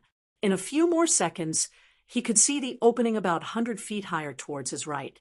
The mountain seemed to be slightly shaken upwards from his running. A 20 feet tall rock fragment pulled out of the mountain suddenly headed for Gustav. It was only a few feet away from him. Chop has been activated. A milky glow suddenly surrounded Gustav's right palm as he swung it forward with force. Swii. Gustav's right arm went through the rock in an arc format. The massive rock fragment was instantly cleaved in two, missing Gustav's figure as they parted ways for him to keep running forward. Gustav jumped up slightly and descended straight into the hole that led to the inside of the mountain. Can you sense that? The instant Gustav got in, he asked the system. Yes, I can sense the energy it emits. The system responded as Gustav walked forward. Gustav arrived in front of the opening he created and moved towards the stairway. I know what you're thinking. However, I can't absorb this type of energy. The system added, No, not you. Me, Gustav said as he moved upwards on the stairs. Now that his abilities were back, he could sense the energy coming from the orange crystals properly. If I mix this with the energy container, it will become then more destructive. Gustav could sense how chaotic it would turn because his bloodline was already reacting to them. The only problem now is I have no idea if anyone would notice when the crystals go missing, so I can only take a little, Gustav said as he moved closer to one of them. He activated God Eyes and observed the surroundings of the orange crystal on the wall. Gustav already had so many hidden and powerful attacks that would blast enemies away easily, but no one knew about this. He still wanted to have more, so that when the time came where he had to battle against forces that were way more powerful than he would have alternatives. Gustav took 3 pieces of the orange crystals after he didn't notice anything out of the ordinary within the wall. Gustav decided to check the place out properly after keeping the 3 pieces of crystals within his storage device. He already knew where the stairs upwards led to, so he dashed downwards.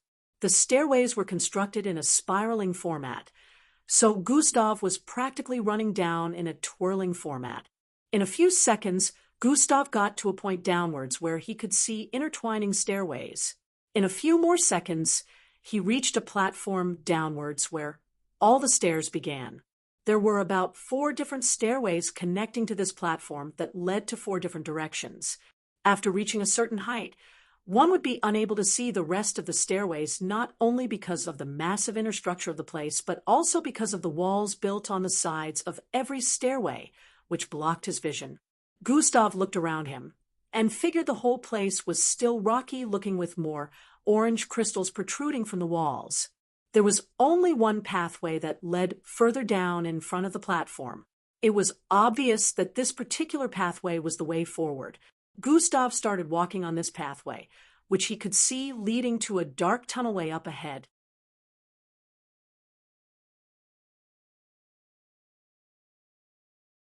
Chapter 4:25. Gustav started walking on this pathway, which he could see leading to a dark tunnelway up ahead. Gustav walked through it and kept on walking for a few seconds before he arrived at the end of the tunnelway, where there was a massive outline of a door. However, the metallic door-shaped structure constructed on the wall gave Gustav a kind of sense of crisis, so he stopped several 10 feet away to observe it properly. God Eyes had improved so much at this point that Gustav could practically see through anything as thick as 15 inches. However, even after activating God Eyes to stare at this massive metallic door, Gustav couldn't see a thing. Other objects or structures in the vicinity still had some kind of colors, but this particular metallic door didn't have anything like that. It was just dark through and through, almost like it wasn't made of any material that existed on Earth, which made Gustav feel a little strange. Gustav decided that his investigation had come to an end at this point and decided to head back before he would trigger anything or arouse any suspicions. He dashed back towards the platform that led to the 4 different stairways. Gustav identified the stairway he was coming from and climbed a few stairs up, but then he thought of something. Where do the other three lead? He wondered as he stared at the three other stairways. Gustav dashed towards the stairway on the left first as this thought came to his mind and started climbing upwards. Silent advancement has been activated. He decided to activate silent advancement, which caused his footsteps to become practically silent as he bolted upwards. After about a minute of climbing, he arrived at the end of this particular stairway, which happened to be similar to the top of the one he was coming from. Just like that one, there was a dead end, and the ceiling area was only a few feet away, with many of the glowing orange crystals embedded in the walls around. Gustav already knew what this meant and dashed downwards again. Arriving back at the platform, he climbed another stairway upwards, which led to the same similar scenario. Minutes later, Gustav was on his way out of the mountain through where he had come from. Turns out all these stairways lead to different parts of the mountain. Gustav didn't know if the information he had gathered here was useful or not, but at least he was glad he had cleared his doubts. If he didn't do this, he would still be curious, although now sating his curiosity had brought about a new one, which had him wondering what the purpose of all that was. Finding out the answers for this one was a risk Gustav wasn't willing to take. He just decided to be careful and sealed the wall he broke through the other time when entering in the morning. There's no point to the morning routine if I cheat. Well, this morning was kind of needed. Gustav chuckled lightly as he moved out of the hole. Half collapsal form activation. Gustav's entire body turned greenish as furs came out of his skin, and he grew an extra pair of legs and arms. This transformation was from the alien creature's form he took during the final test phase. He hardly made use of it because he was bothered about people recognizing the look of an alien, but now that he could take half the form of any creature he had the power to transform into, Gustav could hide the true look of that creature. Gustav spread all four arms and slapped four positions surrounding the large hole created on the body of the mountain. Sheehan.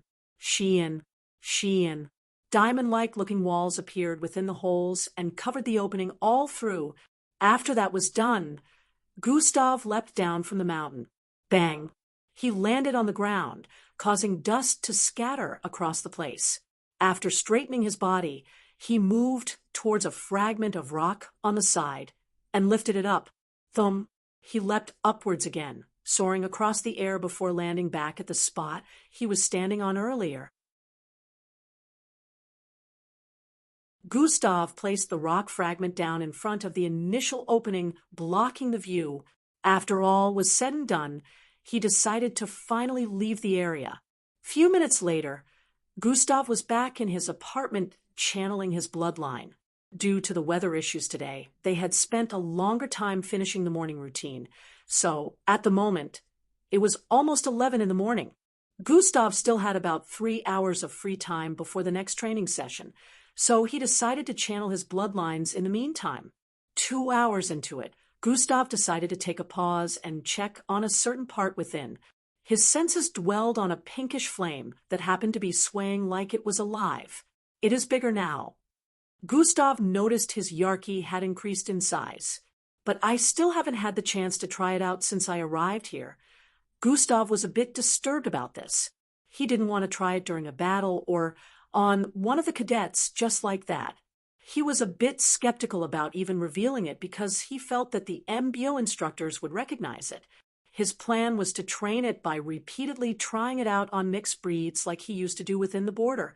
The problem was, even though the MBO camp had a location where they could train with live mixed breeds, it was off limits to Year 1 cadet mixed bloods. Only the seniors had the authorization to visit there for training. There were a few more places that were off limits also. How far can it cover now? Gustav wondered before deciding to activate it. Shurum, a pinkish glow suddenly spread out from his figure, covering the entire environment. It spread out of his apartment and covered the entire building as a whole. However, it didn't stop there. It kept going till it covered the entire 8 buildings in the residential area.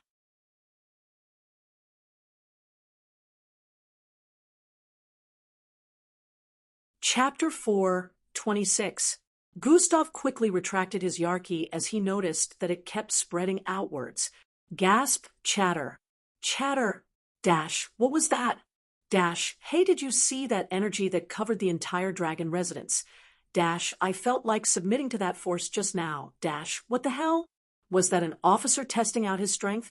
Both within and outside the vicinity of where Gustav's Yarkie spread to, everyone who had witnessed it had confused expressions and thoughts as they wondered what it was.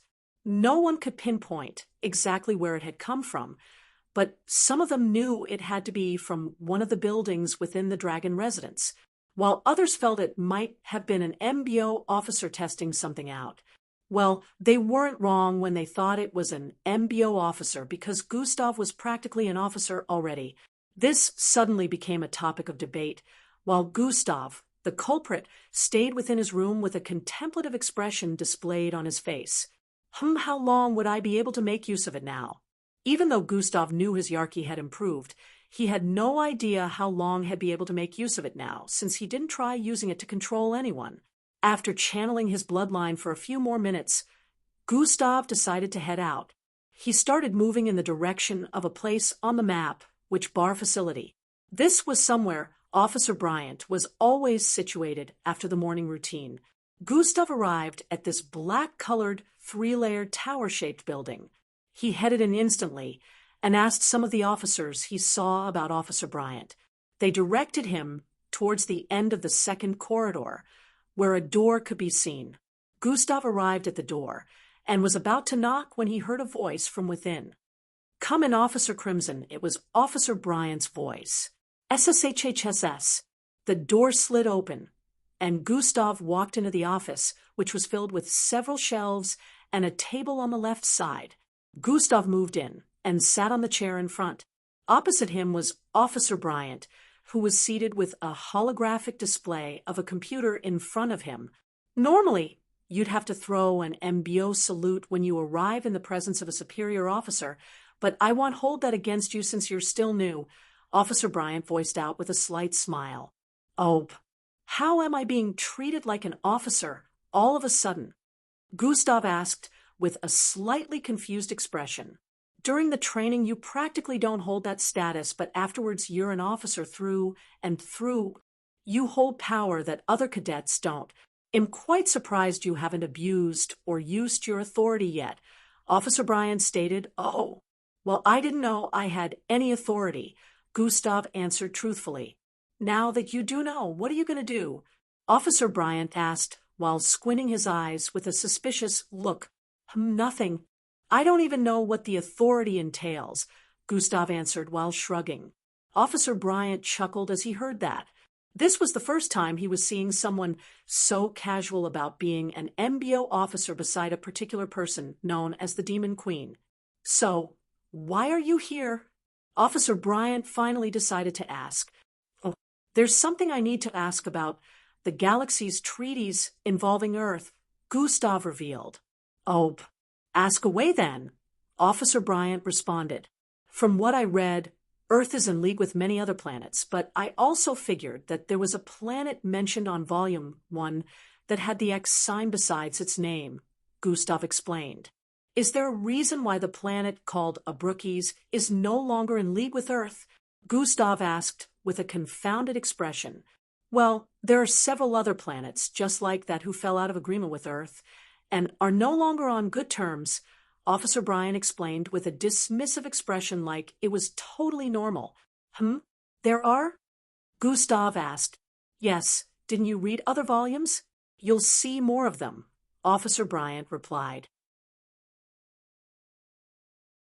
"Well, the other volumes are in libraries that Year 1 cadets are restricted from entering," Gustav explained. "Oh, well, that doesn't affect you. You're an officer.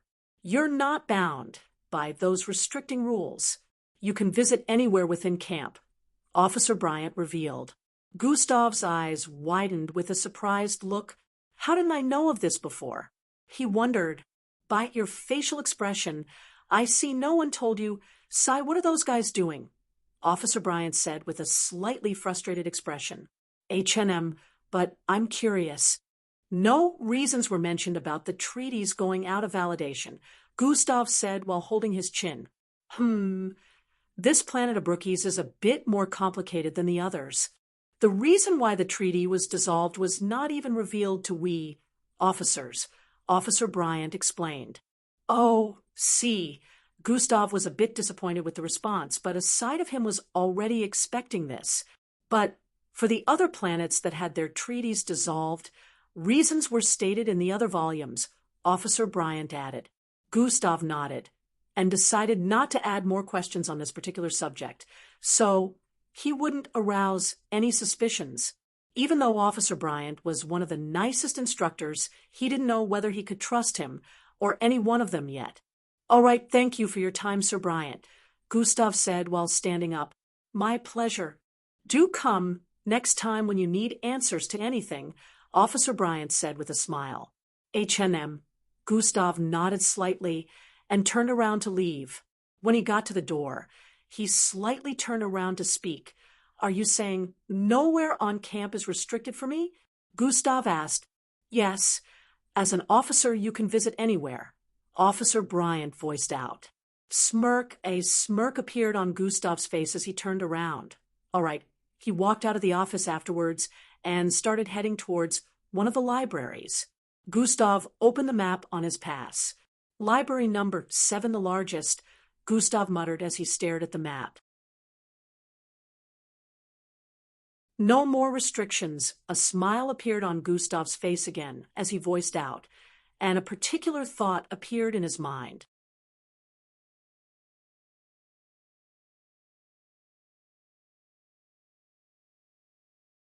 Chapter 4:27. No more restrictions. A smile appeared on Gustav's face again as he voiced out, and a particular thought appeared in his mind. He got to the library after a few minutes. Just as Officer Bryant mentioned to him earlier, there were no restrictions. Normally, at the entrance of every library, their pass would be scanned to confirm if the owner was eligible to go in or not. A Year 1 cadet pass would be declined at the entrance of this library, but Gustav's was given entry instantly. The library was very massive with several layers and arranged in columns and rows of light. There weren't a lot of cadets within, but every face here was very unfamiliar because they were all seniors. Some of them stared at Gustav with looks of confusion, remembering that he was just a first year. Not everyone knew Gustav was already an officer. Hey, aren't you a first year? What are you doing here? A masculine voice was heard from the side as Gustav passed by a group of cadets sitting together. Gustav paused his footsteps up ahead and turned to the side to stare at the person that had just spoken. It was an olive-skinned cadet with red braided hair. Same as you. Oh, wait, not the same as you since you seem to be here. For the sake of companionship, Gustav responded before turning around to keep walking. Hey, who do you think you're talking to like that? The cadet stood to his feet as he heard that with a displeased expression. Gustav ignored him and kept walking to the front. Hold it, kid. You don't just talk to your seniors that way, he voiced out as he walked forward and stretched out his hand to touch Gustav's shoulder. Gustav turned slightly to the side, dodging the grip. Stupid questions, blunt answers. Gustav voiced out. Chatter. Such a cocky first year. Oh yeah, that's Gustav Crimson. He's ranked among the first years, top 3. No wonder. Doesn't give him the right to be disrespectful, though. From what I heard, Freeman is close to being echo-ranked. You little. Do you realize I'm a senior and can punish you for acts of disrespect? Everyone here is a witness, Freeman voiced out. Stop with your pitiful act of validation. I don't have time for this, Gustav said as he continued moving forward. Freeman wasn't expecting this kind of response from a junior cadet. Gustav's unbothered manner of speaking and responses triggered more of his displeasure. He suddenly dashed forward, but then another senior cadet appeared in front of him. What are you doing, Viru? Freeman said with a tone of annoyance. Stop. He's an officer, so he's not restricted entry into this place, even though he's a first year, Viru voiced out to everyone's hearing. Those who had no idea about this information had looks of surprise on their faces. He's what? Don't tell me You didn't notice the star on his left chest area? Stop messing around him. Freeman voiced out with an expression and tone of disbelief as he pointed at Gustav. Did you think about how his pass was not declined at the entrance when he's just a first year? Viru asked. Freeman's mouth opened slightly as he realized this. He looked ahead and noticed that Gustav had already reached the far end of the area. How is that possible? He's just a first year. Even though Freeman couldn't believe it, he had no choice but to accept it. In a few minutes, Gustav had finally found the next volume of the Galaxy Peace Treaties he was looking for. It was time for him to digest more information now. In the evening, after the second training session of the day, Gustav found his way to one of the personal training rooms where Vera was already waiting for him. She had an excited expression as she noticed Gustav. Now, have you done what I asked you to? Gustav asked with a contemplative expression. Yes, I managed to put one within Endrick just as you asked, she responded. Good. How long were you able to maintain touch with him? Gustav asked. Less than 2 seconds.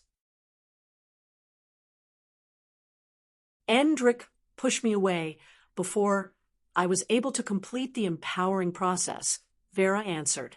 Which means it will take longer for it to mature? Gustav asked. Yes, 2 to 3 months, she responded. That's not too bad. When it is fully functional, don't let him get taken over instantly. He'll tell you what to do when the time comes, Gustav instructed.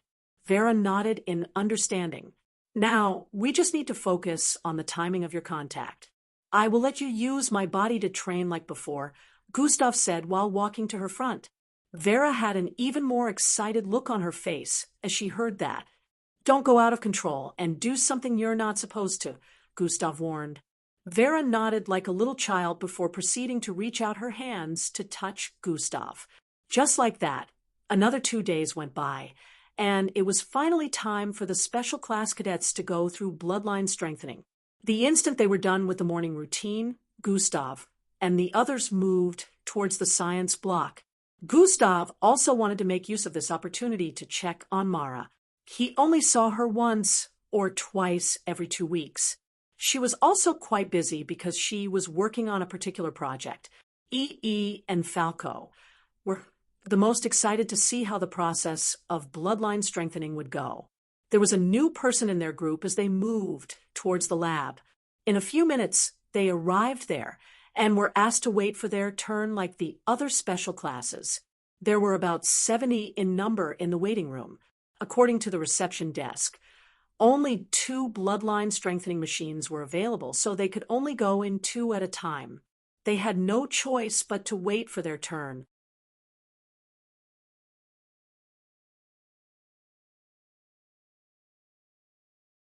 Chapter 428. Hey, Timmy, what exactly does that bloodline of yours do? E asked with a look of curiosity as they sat together. It was quite hard to understand the abilities of Timmy's bloodline, which was one of the reasons any opponent would be caught off guard. How to describe it? It deals with acceleration and deceleration, Timmy responded while raising his left hand. It glowed crimson, and he proceeded to pick a twig from his storage device. The instant he touched the twig with his left hand, it shrunk and turned darker. Did it just age? E asked. Yes. Observe, Timmy responded, and touched it again. Fry!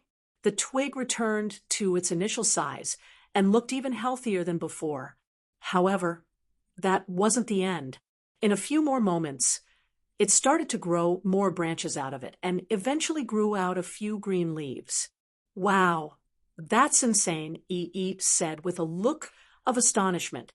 Falco and Gustav already knew about this since they knew Timmy earlier than EB did. Also, he's able to absorb energy from such and store them. Right, Timmy? Falco asked. However, I can't always do that. A part of the energy gets wasted. It's hard to explain, Timmy said while dropping the twig. His palms went back to normal. Really nice. Now I understand a little, E said before turning to the side to stare at Eldris. Eldris, I still don't understand yours. You said colors speak to you, and your eyes are always closed, man, Eat said with a look of curiosity. A wry smile appeared on Aeldris' face as he turned to face Evie. Opening my eyes will affect everyone in the surroundings, so I refrain from doing that, he voiced out. Just a little sneak peek would do. Come on, Falco said while waving his hand in front of Aeldris' face. Do you even know what I'm doing right now? Falco said. Aeldris caught his hand before responding, Yes, it's quite disturbing, Aeldris replied. Falco lowered his hand with a wry smile plastered on his face. It'll open my eyes for a few moments. Brace yourselves for what comes next. Aeldris finally decided to compromise. Ebe and Falco had excited looks as they heard that. Gustav was also quite curious, even though he never voiced it, so he turned to the side, also with Team E. Aeldris' eyelids repeatedly twitched as he slowly separated both eyelashes after so long. Fwywei, as Aeldris opened his eyes, the colors in the environment slowly disappeared, as everywhere within the vicinity turned white and black. Gustav and the others were extremely surprised as they stared at Aeldris' eyes. They had never seen a pair of eyes so beautiful in their lives. Every color could be seen within those eyes, and they were arranged in such a way that even the beauty of the stars up in space would be called trash compared to his beautiful glittering eyes. It was as if every color that existed in the universe was living in that pair of eyes. Everyone felt very uncomfortable being in this environment of black and white. They could feel their bloodlines being affected. Just what in the world? One of the special class cadets in the vicinity voiced out while staring in Aeldris' direction. Same as everyone, they already knew that Aeldris was the cause of the weird phenomenon after seeing his eyes open. I thought he was blind. Practically, almost everyone here had this thought. Aeldris closed his eyes back a few moments later, and color returned back to the environment. Everyone felt the pressure on their bodies, and bloodlines disappeared afterwards. And I thought Gustav was the only charming devil in our midst. Broke the silence. Haha, he is. I'm just plain, Aeldris replied with a light chuckle. The cadets who had just witnessed this could not imagine what exactly that power was supposed to do, but they knew that if he ever used it in a battle, whoever the opponent was would be in deep shit. The amount of pressure they felt, even though they were also special class cadets, was frightening. Now, they understood that he wasn't just second place for nothing. Angie and the rest of the girls were seated in the western corner of the waiting room. Angie, have you ever seen Aeldris open his eyes? Matilda asked. No. Angie responded. Such captivating eyes. I wonder what they do. Matilda said with an expression of curiosity. He has never fought while opening his eyes. I wonder who is stronger between him and Gustav in that state. Glade said with a slightly excited expression. Dude turned the visibility of the environment upside down. What else does that do? Asked. The opponent will find out when battling me in that state. Anyways, now you guys understand why I don't open my eyes, Aeldris said. They had looks of understanding on their faces as they heard that. After all, no one would be able to come near Aeldris if being around him meant they would only see things in black and white. This kid is close to achieving cosmic superiority. The system suddenly voiced out in Gustav's head. You can tell? Gustav's eyes slightly widened as he asked. Of course. Turns out he's more favored by the universe than his cousin over there. The system added. Are you saying Alevra won't achieve cosmic superiority? Gustav asked. Are you dumb or are you dumb? Did you forget when I mentioned how hard and practically impossible it is for beings all across the universe to achieve cosmic superiority? Gustav. I'm not saying she doesn't stand a chance of achieving it, but Aeldris has a higher chance while the rest here. I don't see any signs on them. The system explained. Oh, I see. How can you tell, though? Gustav asked with a curious tone internally. Gustav Crimson, Angie Villandrabadia, Gustav and Angie suddenly heard their names being voiced out by the AI installed within the building. Head to the theater for your strengthening operation.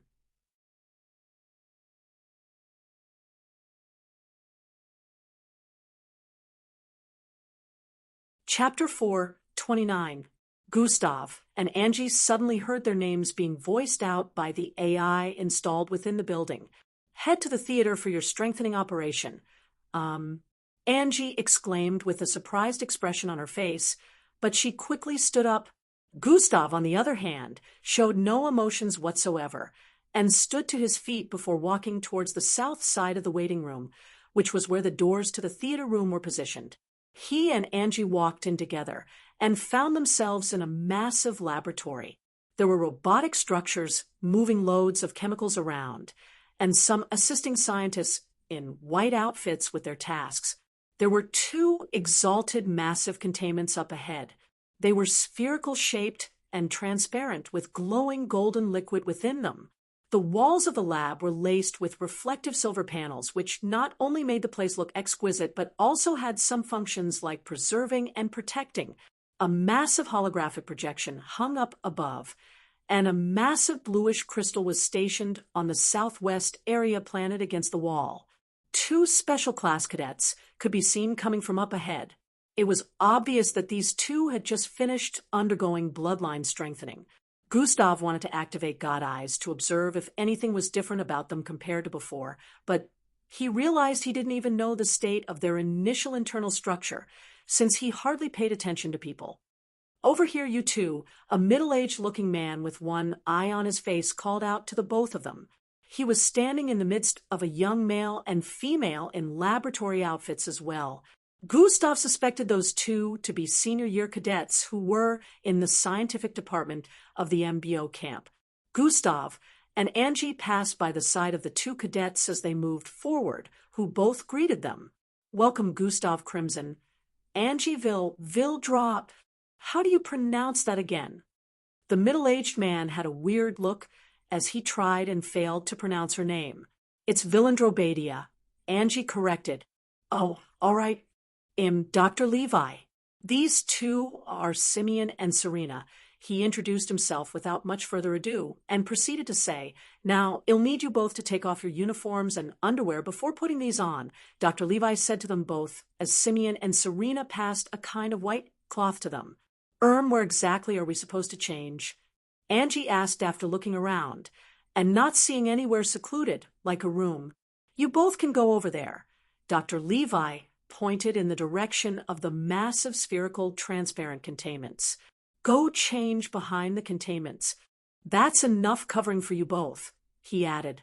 Angie and Gustav showed confused expressions on their faces as they heard that.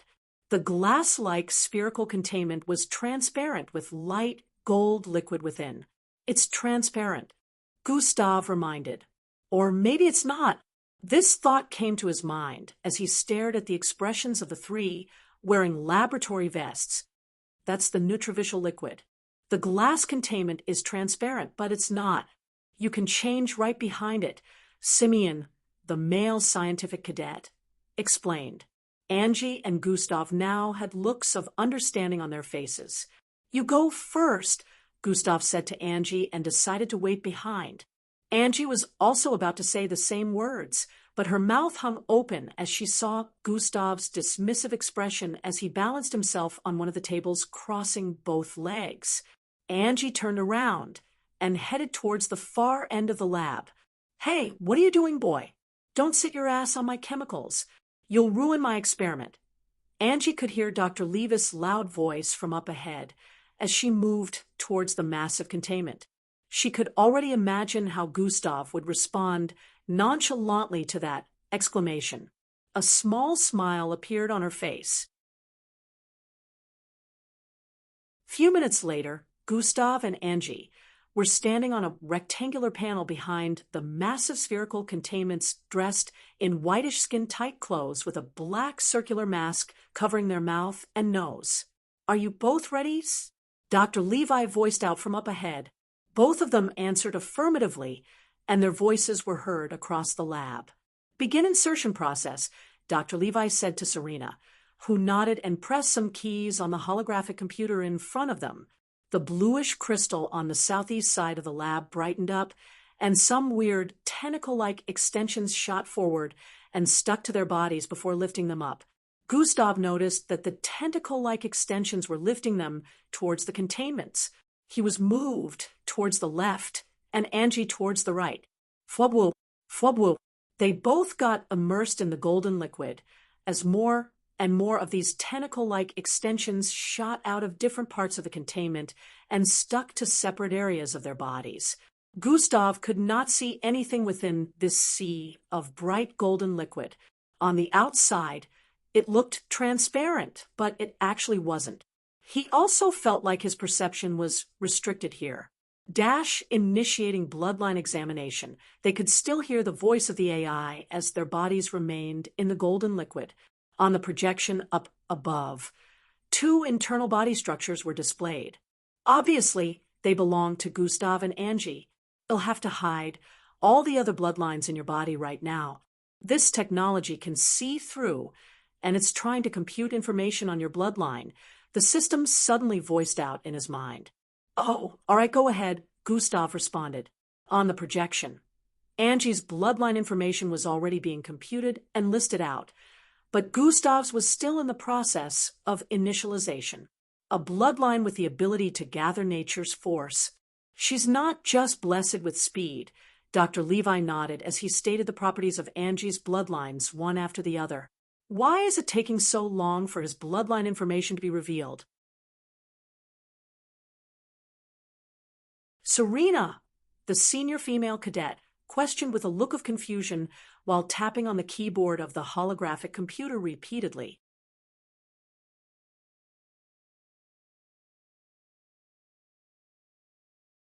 Chapter 430.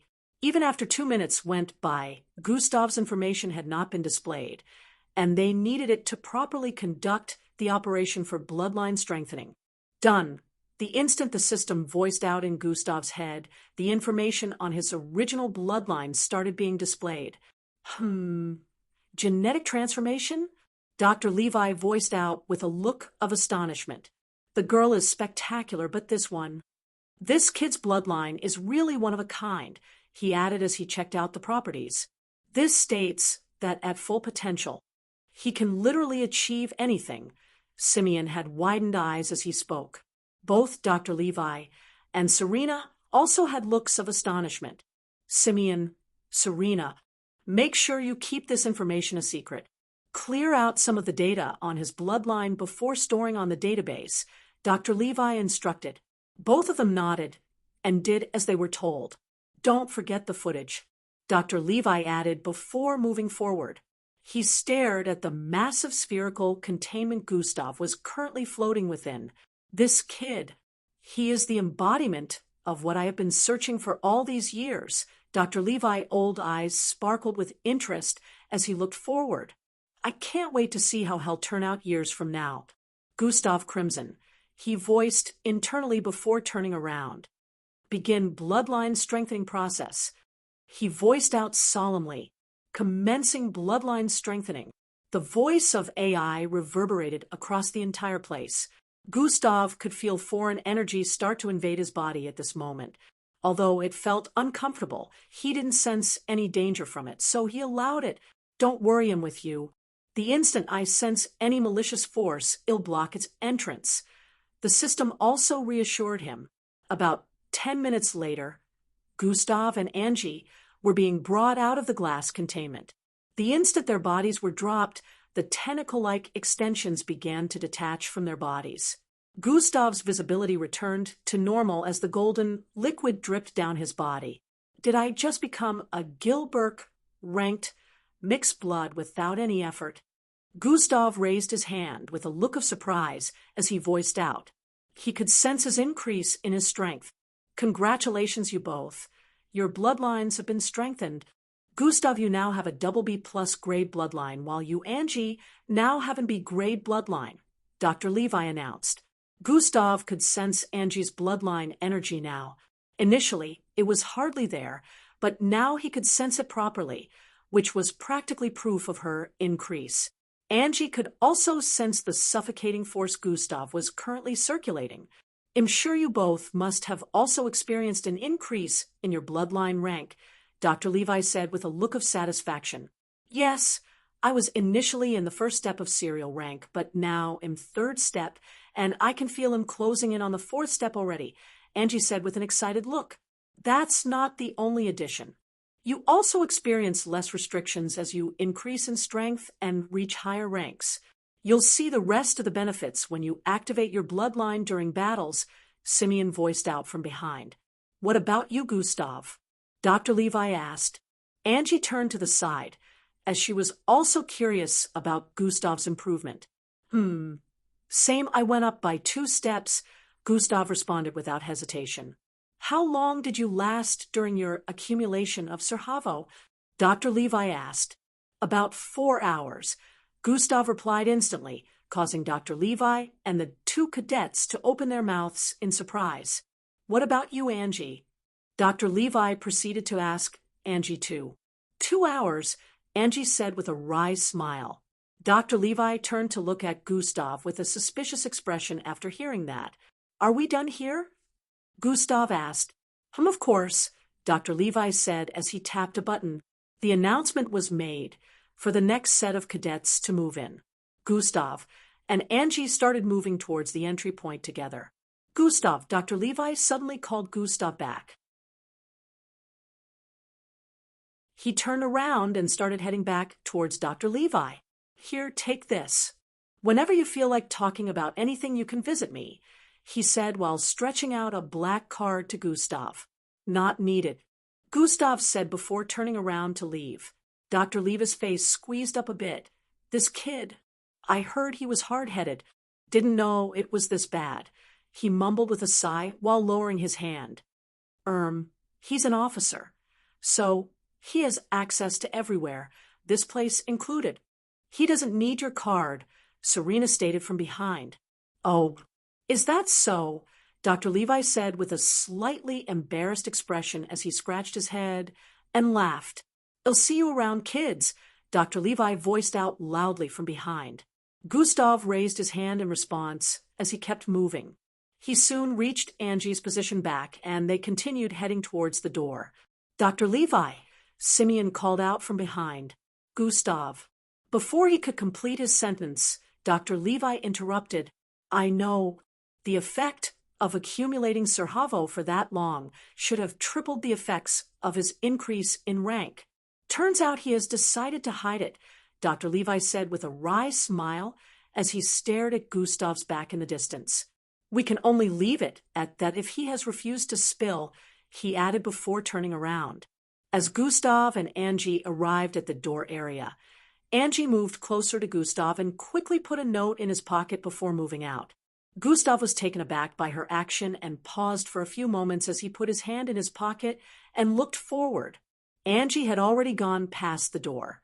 He decided to leave the note in his pocket and not check it out in the meantime.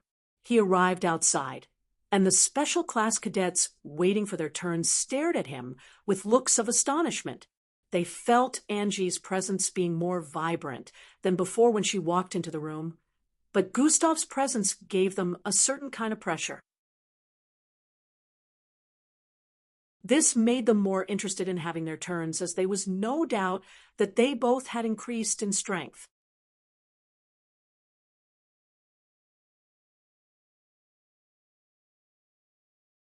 Chapter 431. Alevra stared at Gustav from her sitting position, sizing him up, such intensifying bloodline energy.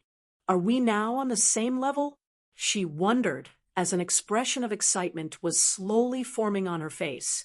However, when she remembered that it was going to be her turn soon, she realized that she would also receive an increase in strength.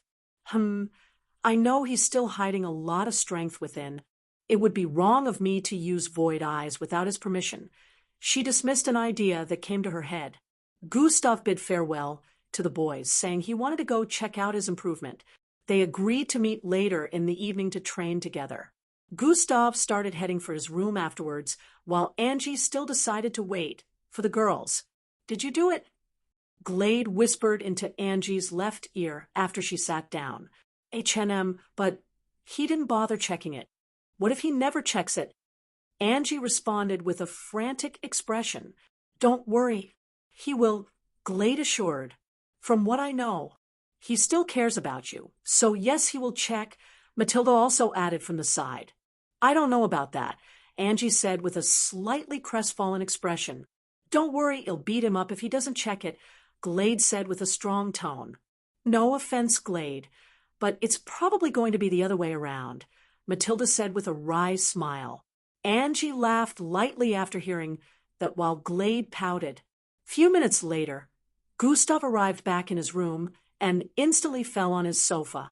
He felt exhausted for some reason. You could have just told them the truth, though. I don't sense any form of malice from them. The system suddenly voiced out in his head. Knob, how do I explain going from third step of serial rank to second step Gilbert in a single go?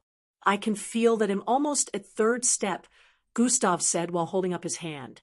The accumulation of Serhavo caused the effect to triple. And they already know that, so you have successfully hidden nothing, the system stated. What? Gustav now understood why they asked how long he was able to accumulate Serhavo. That sneaky doc, Gustav muttered. Well, they can only assume. There's no way for them to know the exact state of my improvement. Gustav calmed down as he said this. Gilbert ranked. I never expected to be this fast. It's not even 2 months yet, Gustav said with a look of disbelief. The amount of strength he felt bursting through his body at the moment was so crazy. He could tell that it would take him some time to get used to this amount of strength, since he just achieved it in one go. Don't get too excited. According to the stats, after martial rank comes the rank that most mixed bloods are stuck in their entire lives. So expect your growth to slow down after getting to that point. The system reminded him bluntly. Yeah, I know. Gustav replied with an unbothered expression, even though he was kinda bothered. But I still got more than 4 years, Gustav added. He suddenly thought of something and shook his head. The monthly cadet challenge will practically become pointless. Every special class cadet is going to receive this boost, which will make it harder for normal cadets to keep up. Challenging even the weakest special class would still result in loss, he voiced out. It's going to be harder to make Vera win a special class. This was the only downside Gustav saw to this whole improvement. I wonder just how much a lever would improve, since she lasted as long as I did in accumulation, Gustav said with a contemplative expression. She won't improve as much as you did. Did you forget I doubled the Serhavo effect? And also her bloodline rank was higher than yours, which definitely means a lesser increase, the system responded. Gustav suddenly remembered something and reached into his pocket. He brought out a small crumpled piece of paper and opened it up. Meet me by 7 p.m. at the West Cathay Garden area.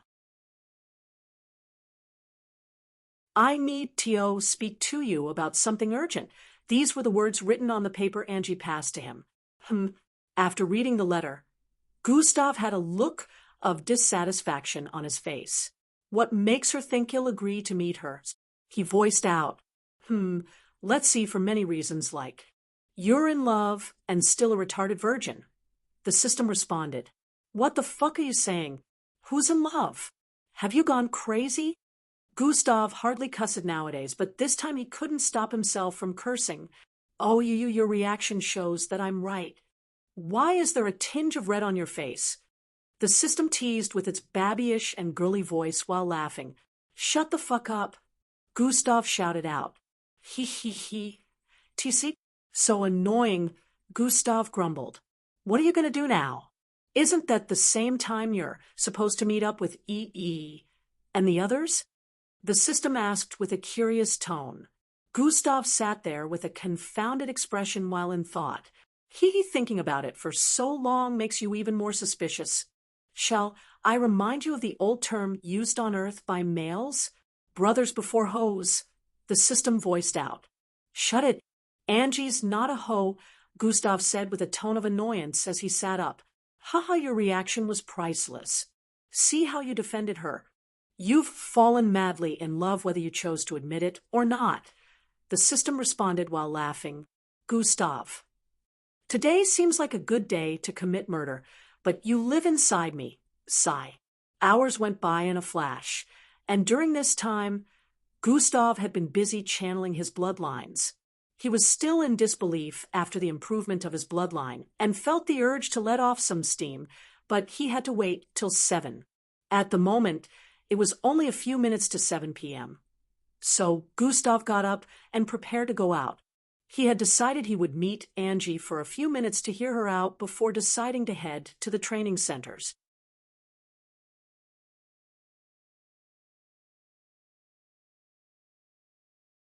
Chapter 432. He had decided he would meet Angie for a few minutes to hear her out before deciding to head to the training centers. Gustav left a note in front of his door to let E.E. and the rest know that he would meet them because he already knew they'd come looking for him. He was dressed casually as he moved out of the residential area with a hoodie covering his head. Gustav followed the map on his pass to the location mentioned in Angie's letter. Swoosh! After about 2 minutes of dashing across the place, he arrived at a part of the camp that was kind of secluded with trees, plants, and all kinds of lush greenery in the vicinity. Cadets barely visited this area, but most of them who did always came here together to avoid missing themselves because it was pretty large. This was also the same area that led to one of the restricted areas in camp. The instant Gustav moved a little forward, he noticed Angie's figure up ahead on one of the pathways in the middle of the lush greenery. "Why you came?" she stammered slightly as she voiced out after noticing Gustav's figure. "I won't be here for long." "Why did you want to see me?" Gustav went straight to the point as he arrived in front of her. "Swai." Angie suddenly dashed forward while swinging out her leg towards Gustav's face. Bam! Gustav raised his left arm in response, causing her foot to collide with it. SSSHHHHHHSSSHH. Gustav was sent sliding back by 13 feet as he slowly dropped his raised left arm and stared at her while raising one eyebrow up. "What are you doing?" he questioned. "I'm just showing you my progress. Tell me how that kick felt." Angie said, while dropping her raised left foot. "You didn't put your back in I." Before Gustav could complete his sentence, he suddenly felt a searing pain in the same left arm he just used in blocking the attack. Angie noticed the expression on his face and smiled. "You won't be able to move that arm for at least a minute or two," she said. Gustav could feel his left arm had turned numb, like the sensitivity within his arm had been disconnected. Not bad, but," Gustav said as he slowly raised his left arm. The numbness was starting to recede after a few seconds. Angie's eyes hung open a bit as she saw him rotating his left arm. Was my attack off? She wondered. "You didn't do anything wrong. But you must have forgotten about my regeneration ability," Gustav reminded her. Angie had a look of understanding on her face as she face-bombed herself. Gustav did feel the attack and couldn't move his arm just as Angie expected, but the instant his regeneration ability activated, it returned back to normal in a few seconds. "I have learnt various leg strike techniques with dangerous effects. This was one of them," Angie explained. She then dashed across the place, swinging out her leg repeatedly. Swai. In 3 seconds, 5 trees in the vicinity were blasted apart in different ways. One had a massive hole within its trunk that was cut through in a very clean way. Another split into 2 from the middle upwards. Another one was chopped into several 10 pieces. And the last one just blasted into a cloud of sawdust. She arrived back at her initial position like nothing had happened. "Okay, but what is the point of all these?" Gustav asked with a look of confusion. The place was now in shambles due to her attacks, which Gustav deemed unnecessary. "To show my improvement," Angie responded. "You didn't even attack me with full force earlier," Gustav stated while folding his arms. He wanted to react to her attack, but originally she was so fast that she had probably managed to hit him twice before he could barely start reacting to her speed. "You're not an enemy, so there's no way I'd use full force," Angie responded, "Doesn't matter. Whoever your opponent is, friend or foe, so long as you have decided to attack, go in with full force," Gustav stated with a strong look. "Angie, all this changes nothing, right?" Gustav said as he turned around. "Wait, are you really going to keep ignoring me until I kill?" Angie voiced out with a crestfallen expression. "Are you slow? Isn't that what I've been doing lately?" Gustav questioned with a slight expression of annoyance. "Increasing your skill level and being more forceful when it comes to the use of your attacks doesn't change the fact that you might still get cold feet when faced with a situation of life and death. You passed out from seriously injuring an opponent. Your reaction to death will be even worse if you ever built up the conviction to go through with it," Gustav said, and began to move forward afterwards. "What do you suppose I do? I can't just—" Angie was a little speechless. Gustav paused for a bit and turned around. "You just need to find a reason. If there's a specifically legitimate purpose behind your reason for doing it, your body might not react extremely in your first time," he voiced out and turned around to keep moving forward again. "Gustav," Angie called out to him again after moving a few steps forward. He paused his footsteps and turned to the side. "Be careful," she said with a tone of worry. Gustav turned to look forward after hearing that, and a small smile appeared on his face, which was hidden from Angie's view. "You too," he responded before resuming his steps forward. Angie sighed as she stared at his back, becoming more distant. Twy. 3 officers suddenly appeared in front of her. "This is the location of the disturbance," one of them voiced out as he looked around. The broken pieces of trees in the surroundings caused them to squint their eyes with suspiciousness.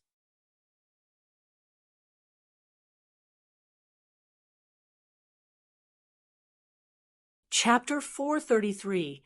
"Young lady, can you tell us what went down here?" another one said while gesturing at the destruction in the vicinity. "Huh? Oh." Angie's face showed a tinge of embarrassment as a wry smile appeared on her face. "It was me, about 700 feet towards the southeast of Angie's and Gustav's location. A young-looking kid with curly black hair opened his eyes. He was currently sitting at the top of the tall tree, so it turns out it was just a facade." "You still care about that bitch?" A smirk appeared on his face as he voiced out. "This new ability is pretty convenient. I can easily stay out of his range of detection and still see what's going on." Gustav arrived in one of the training centers a few minutes later and joined the others for personal training. Chad happened to be somewhere in the vicinity waiting. "Hey, accept my challenge if you're man enough. We'll have our duel 2 weeks from now," he voiced out the instant he saw Gustav and walked away. Gustav wanted to make more inquiries about the sudden declaration, but Chad had already disappeared from his line of sight after voicing out. "What was that all about?" He voiced from up ahead as he moved towards Gustav. "Something about a challenge. Turns out he wants to battle me," Gustav said while walking forward. "Ah, so that's why he has been here all this time." "Wait, a battle?" He suddenly shouted out the last words as he realized. Falco and Ildris turned to look behind with confused expressions as they heard that. "What battle?" They all moved towards Gustav to listen to his explanation. Gustav rolled his eyes before repeating what Chad had said, causing a loud uproar among the group. Just like that, several days went by. In the last few days, it had already spread all across the MBO camp that 2 special classes were going to be battling each other. Most of them were very interested to see how it would turn out. They weren't too surprised after finding out that Chad was the one who issued the challenge. Chad was formerly the 3rd strongest special cadet, but now he dropped to the 4th position due to Gustav. So everyone could tell that this was him trying to regain his position. Everyone knew how Chad always acted high and mighty with the way he looked down on everyone, so it was expected that he wouldn't be so accepting of his decrease in the rankings. Some cadets predicted that he would win, while others were on Gustav's side. Gustav's popularity continued skyrocketing all across the camp because for one reason or the other, he would be trending practically every week. Gustav just ignored the discussions and opinions of everyone on this matter and focused on his training in the past few days. At the moment, he was within his room channeling his bloodline. Today was a Sunday, so it was practically a free day for everyone. He had decided to spend the entire day channeling his bloodlines, but he would have to complete his daily task in a few. Gustav stood to his feet after a few minutes and started moving out. He checked his daily task for the day once again. Fortunately, they weren't really tough. Daily tasks, description 1/3. Run 3,000 kilometers, description 2/3. Knock a group of cadets out using Yarki, description 3/3. Socialize with others for at least an hour. Gustav would have initially found the third daily task to be cumbersome, but now he knew the people he had to meet to complete that. As for the second one, he shook his head, wondering if the system was trying to get him exposed. It wouldn't be much of a problem, but now he had to find a well-secluded area where cadets could be found and activate Yarki while in hiding. Gustav went on to begin with the first daily task and started running all across the MBO camp. He had to even visit places that he usually wouldn't. All in all, he was still grateful the system hadn't given him a daily task that he wouldn't be able to complete due to the environment. That would be a disaster, and he was hoping it never happened. 2.5 hours later, Gustav was back in his apartment after completing the 3 daily tasks. He had been gathering a lot of credit points recently because he planned on getting some battle techniques from the shop. Also, after finding out that he could combine more than 2 bloodlines when recreation evolved, he wanted to try it out. The only problem was the fact that he would have to stay put within his room, and he had no idea what type of effect his body would undergo while in the process. Gustav was interested in pairing the bloodlines he didn't really make use of to one of his major bloodlines. Although this was quite risky, he had made inquiries about using recreation repeatedly, so he already had in mind the bloodlines he was going to pair. However, in the meantime, Gustav wouldn't try it.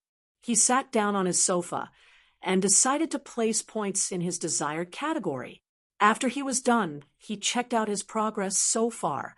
Underscore, underscore, underscore, underscore, underscore, underscore, underscore, underscore, underscore, underscore, underscore, underscore, underscore, underscore.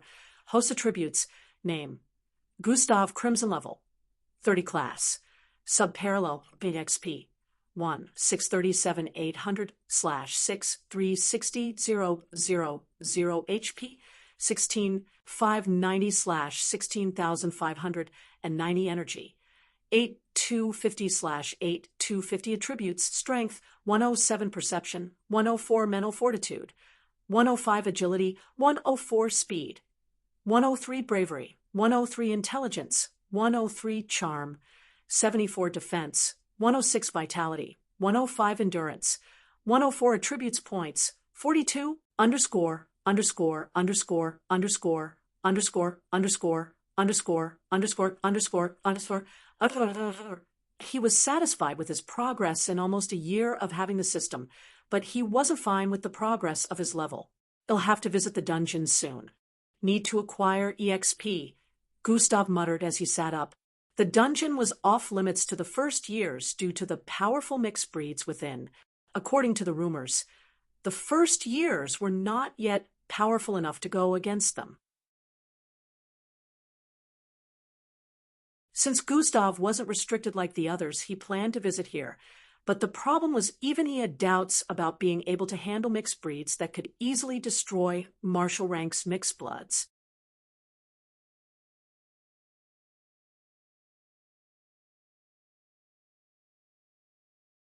Chapter 434.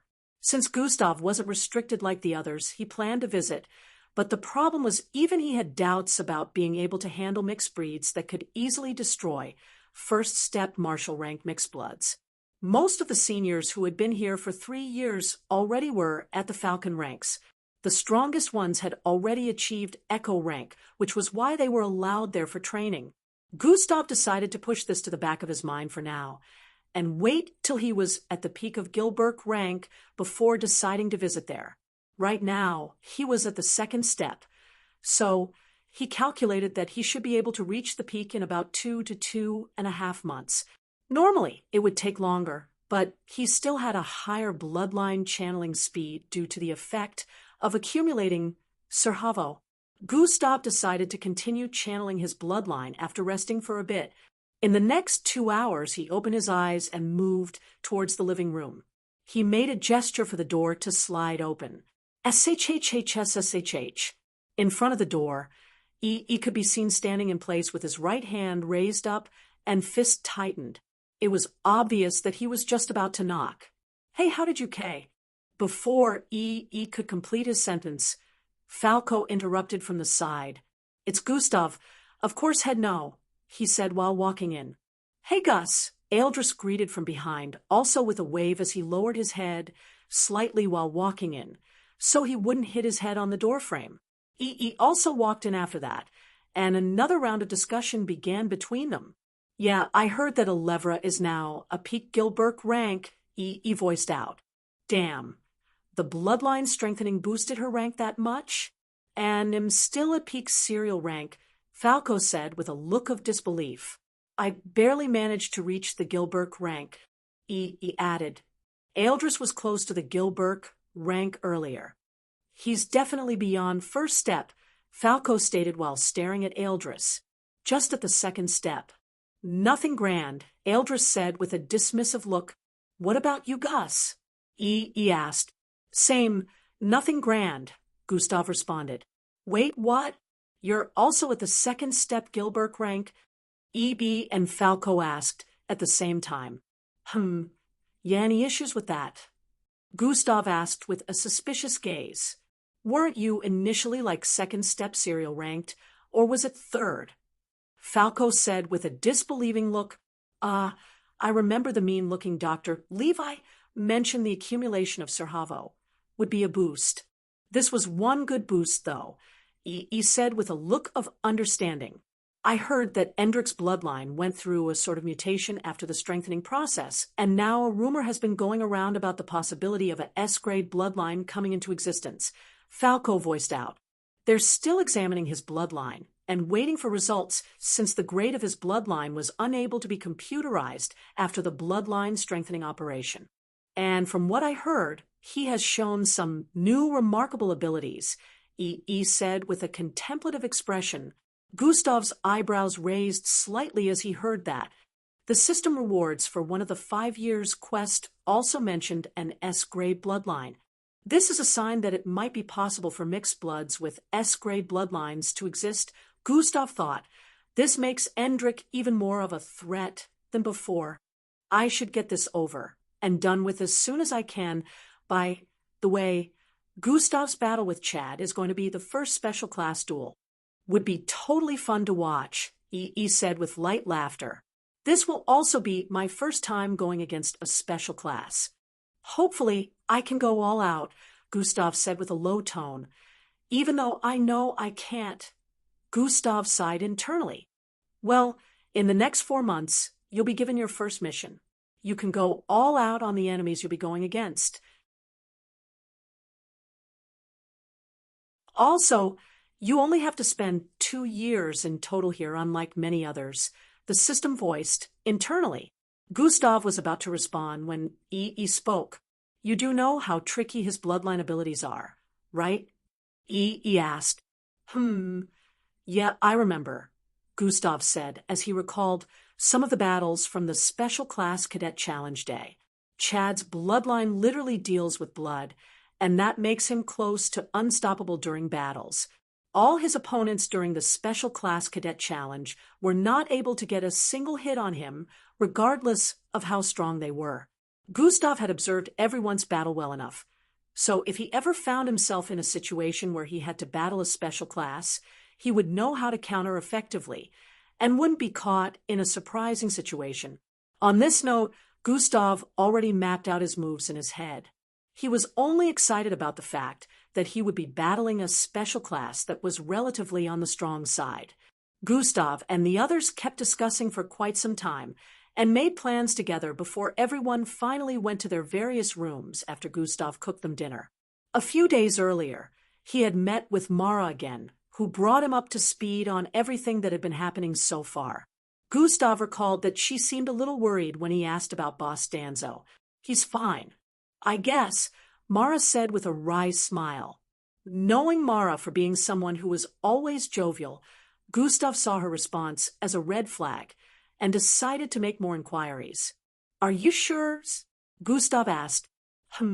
Well, he seems quite weird lately when I spoke to him. Not only does he sound more tired, but he also sounds really monotonous. Grandpa is always excited when speaking to me, but this time it was really weird," Mara opened up.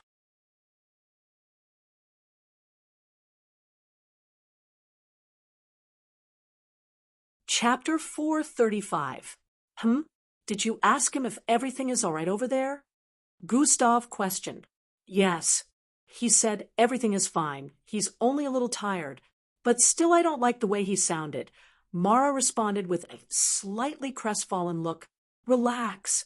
Don't overthink things.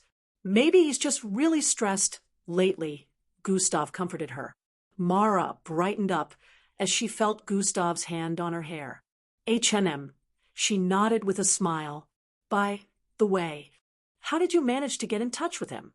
"We're unable to contact the outside world from here, if I'm not mistaken," Gustav said with a confused expression. We're the scientific research department. Our case is different from you cadets," she responded with a light laugh. "How unfair," Gustav sighed after exclaiming. Within a particular part of the world. A city in ruins could be seen up ahead. Collapsed and ruined buildings with blackened grounds that spanned for thousands of miles could be seen. There was not a single intact building to be seen. Neither was there a fresh piece of soil. A beautiful lady clad in a purplish bodysuit sporting long ash-colored hair walked through the middle of a former street. She kept looking around as if she was searching for something. A man in a dark long cloak and mask that covered his entire face followed behind her. "Red Shadow," she suddenly called out to him as she paused her footsteps. He stopped beside her too and gazed in the direction she was also staring at. "I can sense the same energy coming from over there," she voiced out while staring at the piles of crumbled walls a few 100 feet away. This pile was essentially larger than the others.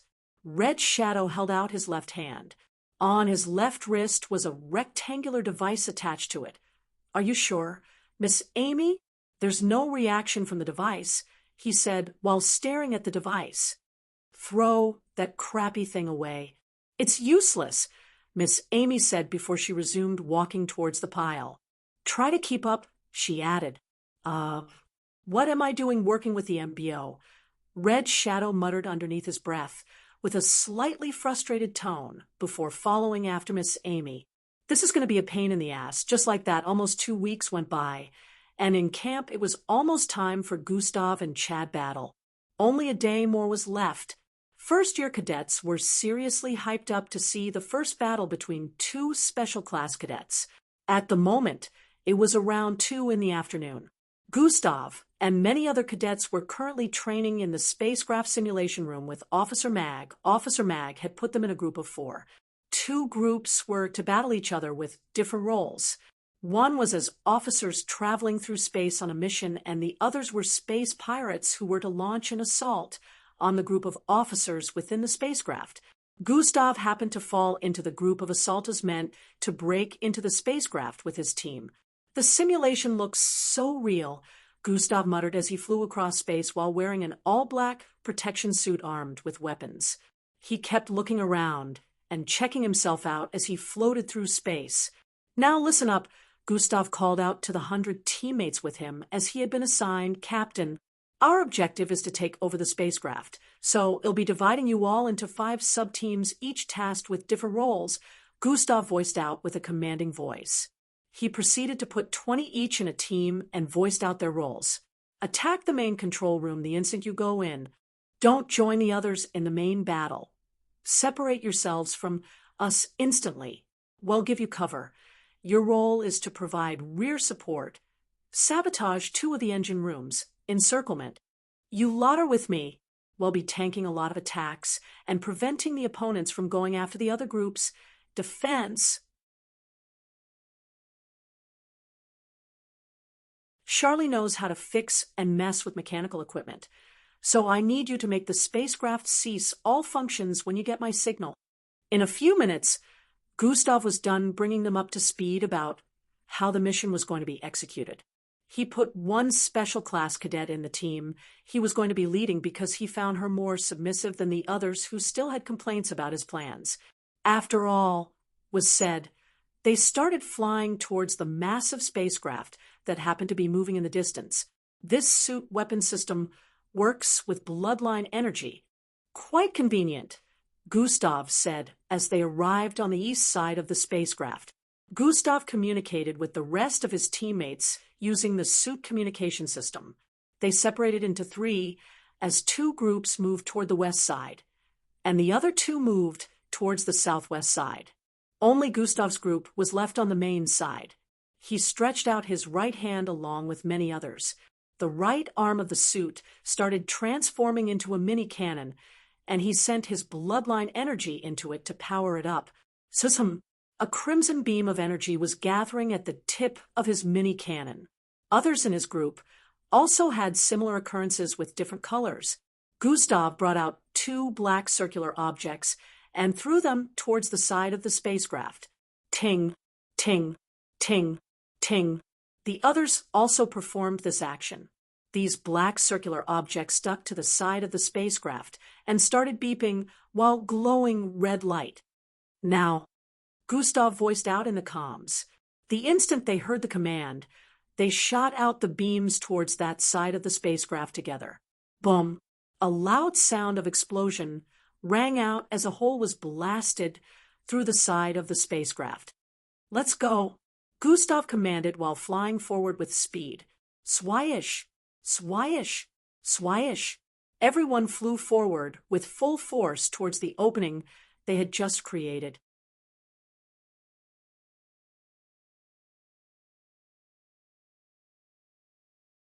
Chapter 436. Swyish, swyish, swyish. Everyone flew forward with full force towards the opening they had just created. Boom, boom. Explosions went off in two different places the instant they went in. Gustav smiled as he noticed the opposing crew all ready to counterattack them the moment they went in. However, when the other explosions went off, most of them had hesitant movements, not knowing how to react to them. Gustav instantly dashed forward in the midst of the large numbers of opponents as his body expanded in size. Beast transformation bloodline activated. The suit expanded to meet his body size. Bang, bang, bang. In the process of doing that, he swung out his arms repeatedly and took down three opponents in one fell swoop. This caused them not to branch out like they would have, and messed with their formation as a battle began. Some cadets conjured up walls and defense forts with their bloodline abilities to trap the troop in front of them from leaving.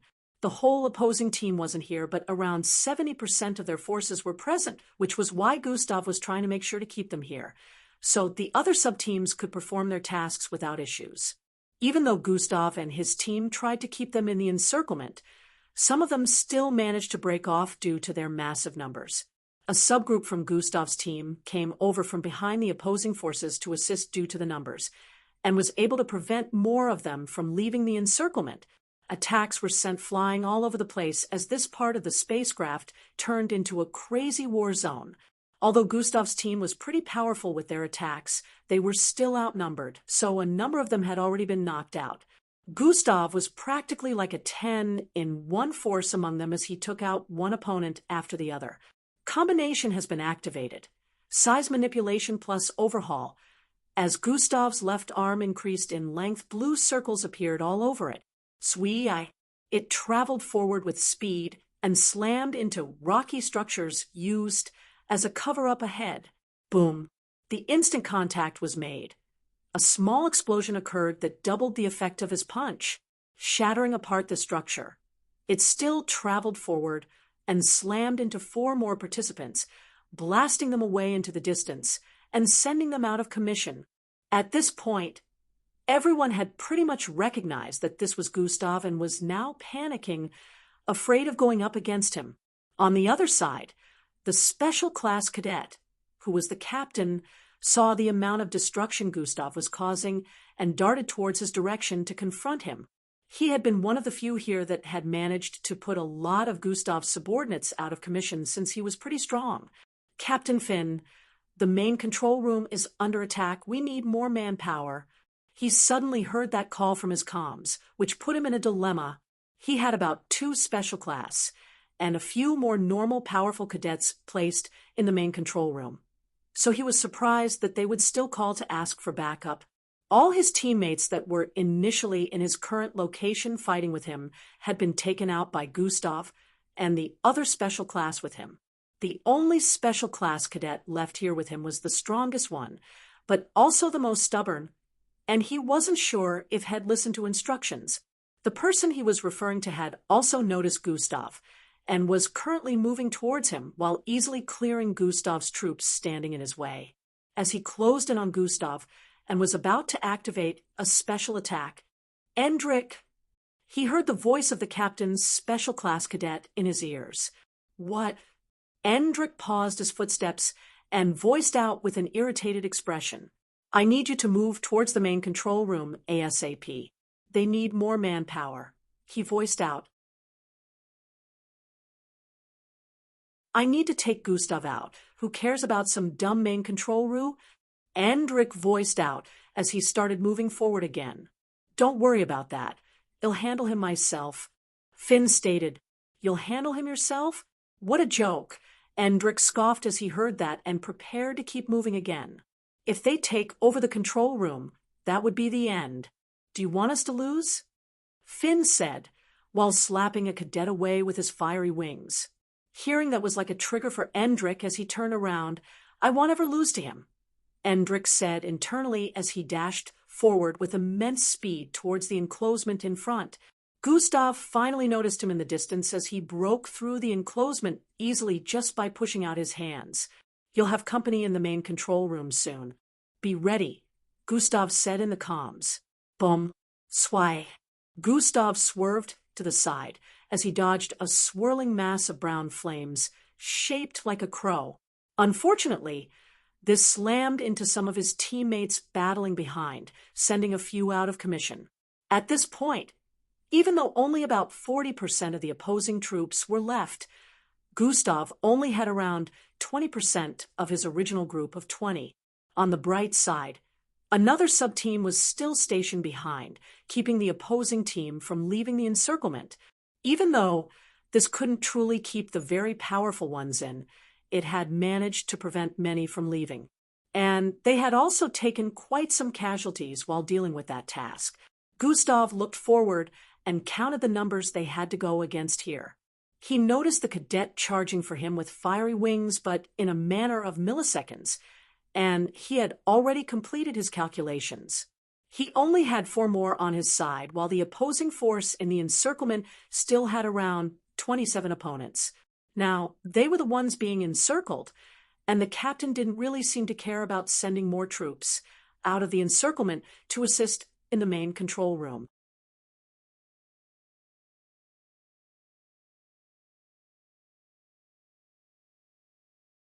Chapter 437. Gustav guessed this was because of who he had sent out earlier. "Thanks for underestimating my team and my presence. That will be your undoing," Gustav muttered as he dashed forward with speed. Swee-hi-yi. He arrived in front of the special class cadet, throwing out his right fist, which was enlarged. Finn also reacted by sending out a swirling fist of brown flames that caused the environment's temperature to increase intensely. Bang! The instant collision was made. Gustav slid back by a few feet, while Finn was sent catapulting backwards as he slammed head-on into 4 of his teammates. Bang! Bang!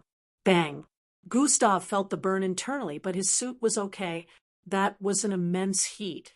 Gustav decided not to directly make contact again after feeling it. Finn jumped up a moment later after slamming on the side of the spacecraft. "So this is the strength of a top 3? My attack barely fazed him. Finn said internally before dashing forward again. If I focus on this dude, the teammates left will be picked on until there's none left, Gustav thought before activating Sprint. Sprint has been activated, sway-ish. Gustav turned around and started dashing across the place. Instead of facing Finn, he's running. Finn wondered, but in the next moment, he squatted as he noticed a body flying in his direction. Fui! The body of his subordinate flew over his head and slammed onto the ground behind. Gustav was now moving quicker than before, which shocked the opponents as they realized that he increased the change speed on command. Hey, face me instead, Finn voiced out as he caught up to what Gustav was doing. Gustav totally ignored his exclamations and dashed towards another of his teammates. This one was pretty prepared and slashed his arrow tip-like tail towards Gustav's neck. Unfortunately for him, even though he was quite fast to Gustav, he was still pretty slow. Gustav moved towards the side, dodging the slash of the tail which passed his right side before reaching out. Grab! Gustav grabbed the tail with his right hand and dashed forward with speed, dragging the cadet along with him. Bam! Bam! Bam! Bam! The cadet turned into a weapon for Gustav as he swung him around mercilessly, slamming him into several of the opponents. One of them quickly conjured a thick wall of metal to protect himself, causing the cadet's face to be smashed into it. Gustav let go of him at that moment and jumped upwards to handle the next opponent. Metallic bars shot out of this cadet's hand towards Gustav, who was in midair. Gustav spun his body severally, dodging them before grabbing onto the metal bars that were still shot outwards. Bang! The instant he landed on the ground, Gustav pulled the bars forward, but this cadet was quick enough to let go. Gustav quickly spun around after dragging the bars backwards and swung them out. Bang! The bars slammed into the cadet's chest, sending him flying forward. However, Gustav only heard the sound of metal hitting metal and realized that he might not have managed to cause real damage. At this point, Finn was already infuriated. While Gustav chased after the flying body of the cadet, his entire being was being bathed in blazing fire. Of course, Gustav had noticed this, but still decided to focus on handling the ones that were of lesser threats. Hi-ya! Finn screamed out as fire blasted out of his figure towards the entire vicinity. Bang! Bang! The enormous flames slammed into two of Gustav's teammates, who were busy battling with some forces, reducing his team members even more. Fum! He dashed forward after Gustav, who was currently raining hard punches on the body of the cadet that was sent flying earlier. Acceleration! Finn voiced out as he closed in on Gustav from behind. Swai! His speed suddenly turned 10 times faster than before as a blazing hot line cut through the air. Gustav suddenly jumped upwards and did a backflip in midair, dodging the fiery projectile that Finn had turned into. Gustav once again turned around after dealing with that cadet and started running towards the next. Face me!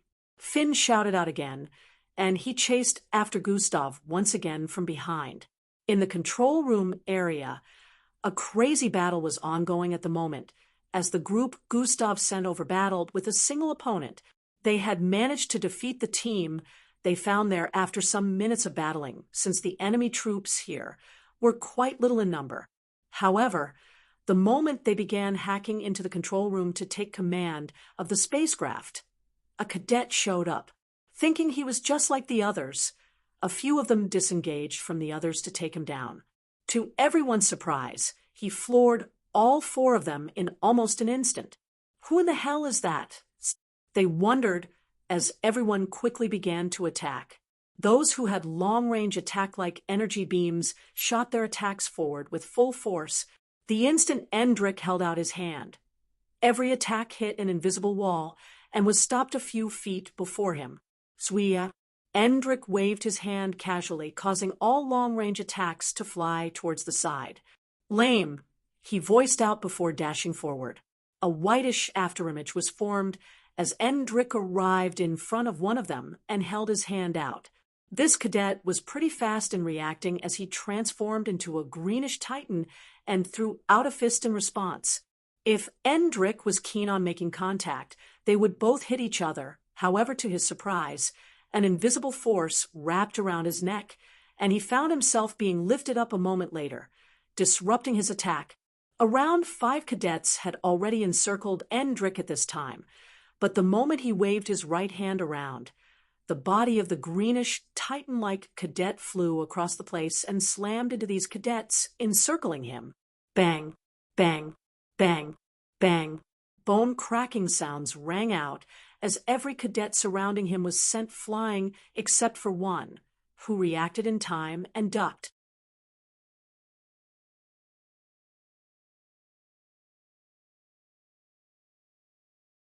Chapter 438. Endrick suddenly waved his hand to the right. The cadet suddenly felt a strong force slam into him. Bang! He crashed towards a metallic pillar on the side forcefully.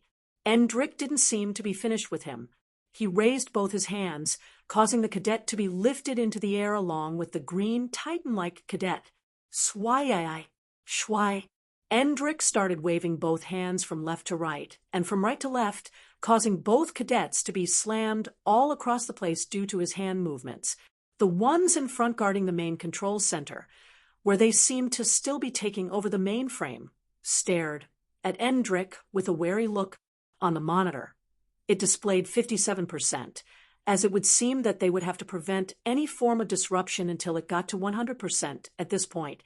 Endrick had taken out about 7 of the cadets in this subteam in a manner of 2 minutes. Only about 13 were left, and everyone began activating their bloodlines to the max, ready to send forth their most powerful attacks. You guys go, me and Fortune will guard this place. One of the special class cadets Gustav sent with this sub-team stood in front of the main control center while voicing out. The one beside him, who was close to 7 feet tall, stayed behind, as it seemed like he was the one being spoken to. The rest of the 11 cadets charged forward while hurling out their most powerful attacks. Endrick looked forward with a menacing glare as he released both cadets from the power of his will before dashing forward. Back in the carriage room where Gustav and the others had burst through, it had been turned into a fiery furnace. The amount of heat surrounding the place as a blazing inferno twirled around affected everyone, comrades and foe included. All of Gustav's teammates within the encirclement were down at this point in time, and there were still 4 teammates from the opposing side left. On the bright side, the captain also injured his teammates too, with the bright flames as he chased after Gustav. They all struggled to get out of the large encirclement as the flames made the inside of their suits burn up intensely. Gustav felt the immense heat within and finally activated a skill that he hadn't made use of in a long time. Heat resistance activated. The intensity of the heat was suddenly decreased by 50%. Although Gustav could already begin to smell his burnt flesh from within the suit, regeneration has been activated. Dash 100 EP, swoosh. Gustav suddenly turned around and started charging for Finn. Finn was taken aback by the approach as he hadn't expected Gustav to suddenly start charging for him since he had been running away. Zuru, he suddenly sprouted out 3 wing flames and shot forward with immense speed while spiraling like a horizontal tornado. The pressure and heat Gustav felt once again increased exponentially as Finn closed in on him. A spherical ball of energy suddenly appeared in his hand, which he swung forward with force. Finn didn't think of blocking or dodging. He kept going in with full force. His eyes suddenly widened as the blue spherical ball started emitting rays of light the moment he was only a few centimeters away. Boom! A loud explosion spread across the place as bluish energy blasted forth radiantly. It sent a rippling effect that destroyed the encirclement created in an instant. Finn's body flew across the air and slammed into the wall a few feet away from the opening they created to burst in. The wind from space tried sucking him in through the opening, but the suit instantly glued him to the floor of the spacecraft. Well, energy container is now more powerful than before. Even Gustav was surprised at the effect. Finn felt his head buzzing intensely as blood dribbled down his nose and forehead. Luckily, the suit had softened the impact, but he felt like he had broken a few bones. How is this guy so powerful? He literally has multiple abilities, Finn said to himself while slowly standing up. Gustav slowly started walking towards him after figuring out that the battle was not over yet when he suddenly heard a voice message from the comms. Gustav, we have a big situation over here, MPFH. We, CNT. What is it, Joseph? Gustav asked while squinting his eyes. He could hear serious sounds of battle through the comms as Joseph spoke. It's YOURHMF. Brother, we can't hold him off. He's going to ruin everything before the takeover is complete. Gustav's forehead creased up a little after hearing that. We only nay. Arg. The sentence was cut short as Gustav heard the pained scream of Joseph.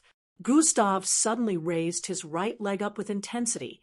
It started expanding with intensity as he put a lot of energy into it before slamming it down 3 times.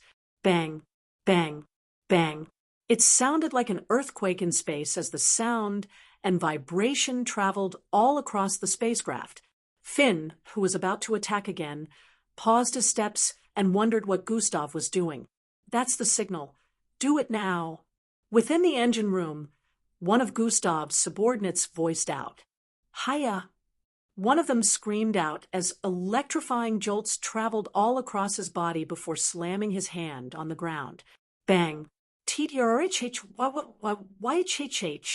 After Gustav finished doing that, he turned around and before dashing towards the corridor area in the northeast. As Finn was about to give a chase, the lights suddenly went off as almost everything with the spacecraft powered down. Swoosh! Gustav dashed across the corridors with intense speed as he saw the doors used to access other places within the spacecraft sliding down. God Eyes has been activated. The darkness affected everyone for a few seconds except Gustav, who had already activated God Eyes. He could see clearly at the point, and even without God Eyes, his perception always made him sensitive to everything in his surroundings.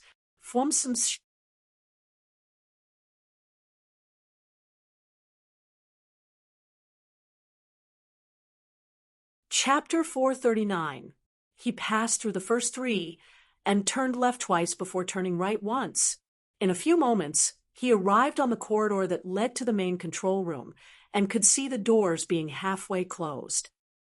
Gustav accelerated forward intensely and slid downwards as his body traveled forward like a blur.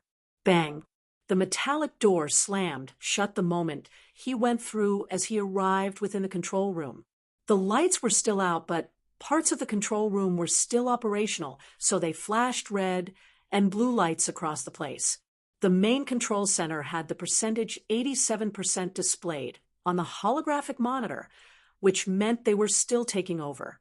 However, Gustav happened to meet a sight that wasn't pleasing to the eye the moment he infiltrated the room. Erf! A loud scream was heard, and along with it came a popping sound with a crash. Bang! Gustav squatted slightly as a body flew over him and slammed into the door that had just closed up behind him. Gustav looked around, and all he could see was the bodies of his subordinates lying around. Up ahead, Endrick stood a few meters from the control center monitor, and in front of him, just one cadet was left standing.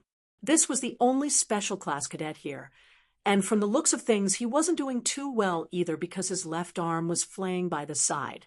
It was obvious that he had taken quite the damage, especially with his body moving up and down as he stood in place, which meant he was breathing in and out profusely. On the bright side, Endrick seemed to be a little injured too from what Gustav could see with God Eyes. Finally, you have arrived. I hope you like what you see, Endrick voiced out from up ahead without turning around. Joseph, stand down. I'll handle this myself, Gustav said as he started walking forward. He'll stop the takeover if I move out of the way, Joseph responded while still bravely standing in front.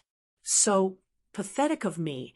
I can't either defeat the big, Nor the little brother, Joseph said internally. Nah, he won't. You don't really care about that now, do you? Endrick, Gustav responded while walking forward. Endrick slowly turned around. A smile could be seen on his face from underneath the helmet of the suit.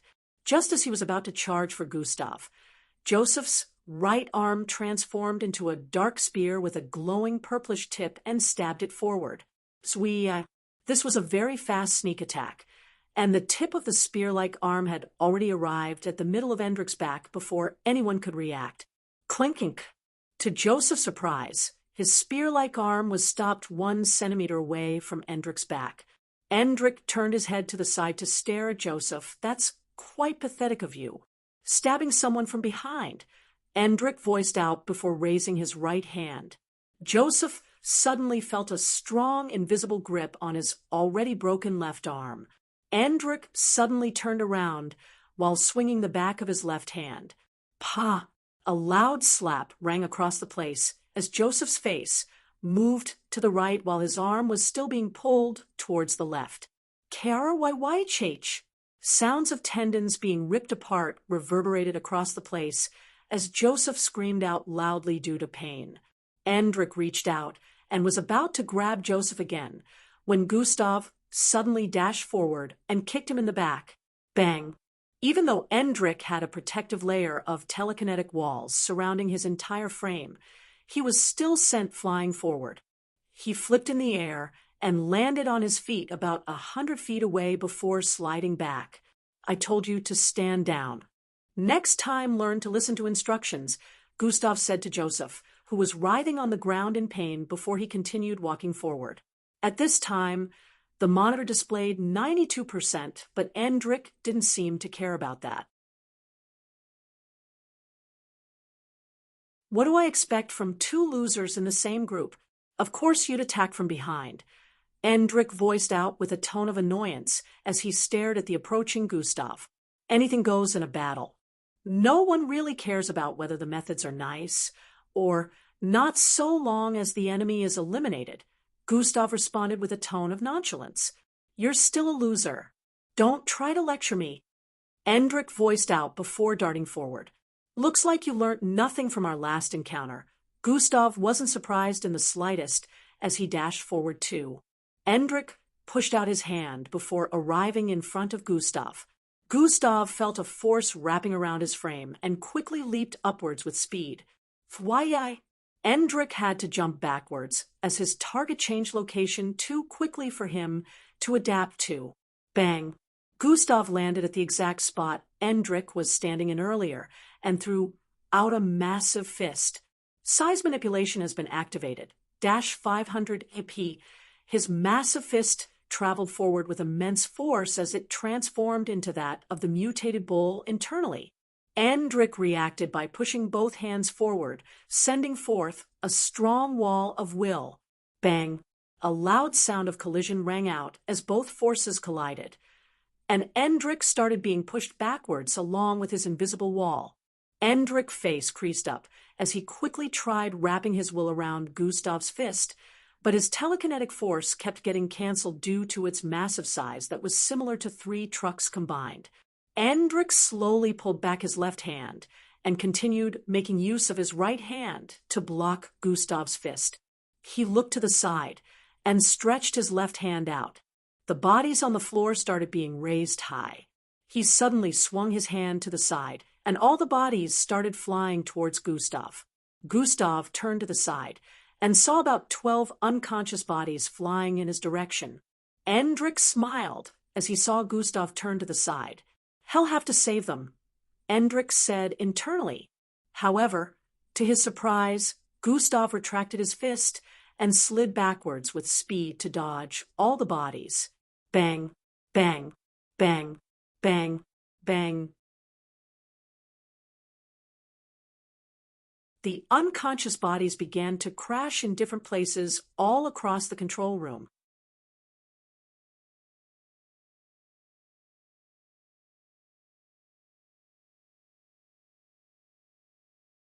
Chapter 440.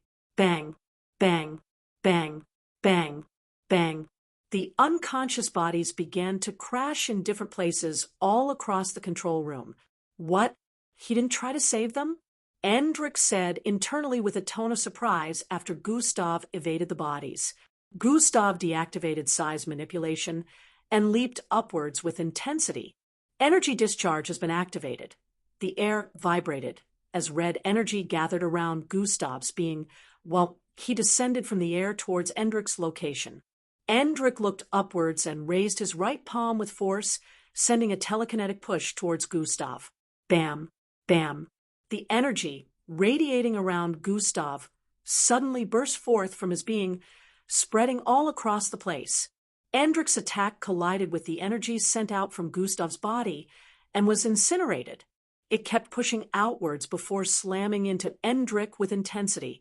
Endrick groaned in pain as his body was sent, catapulting backwards.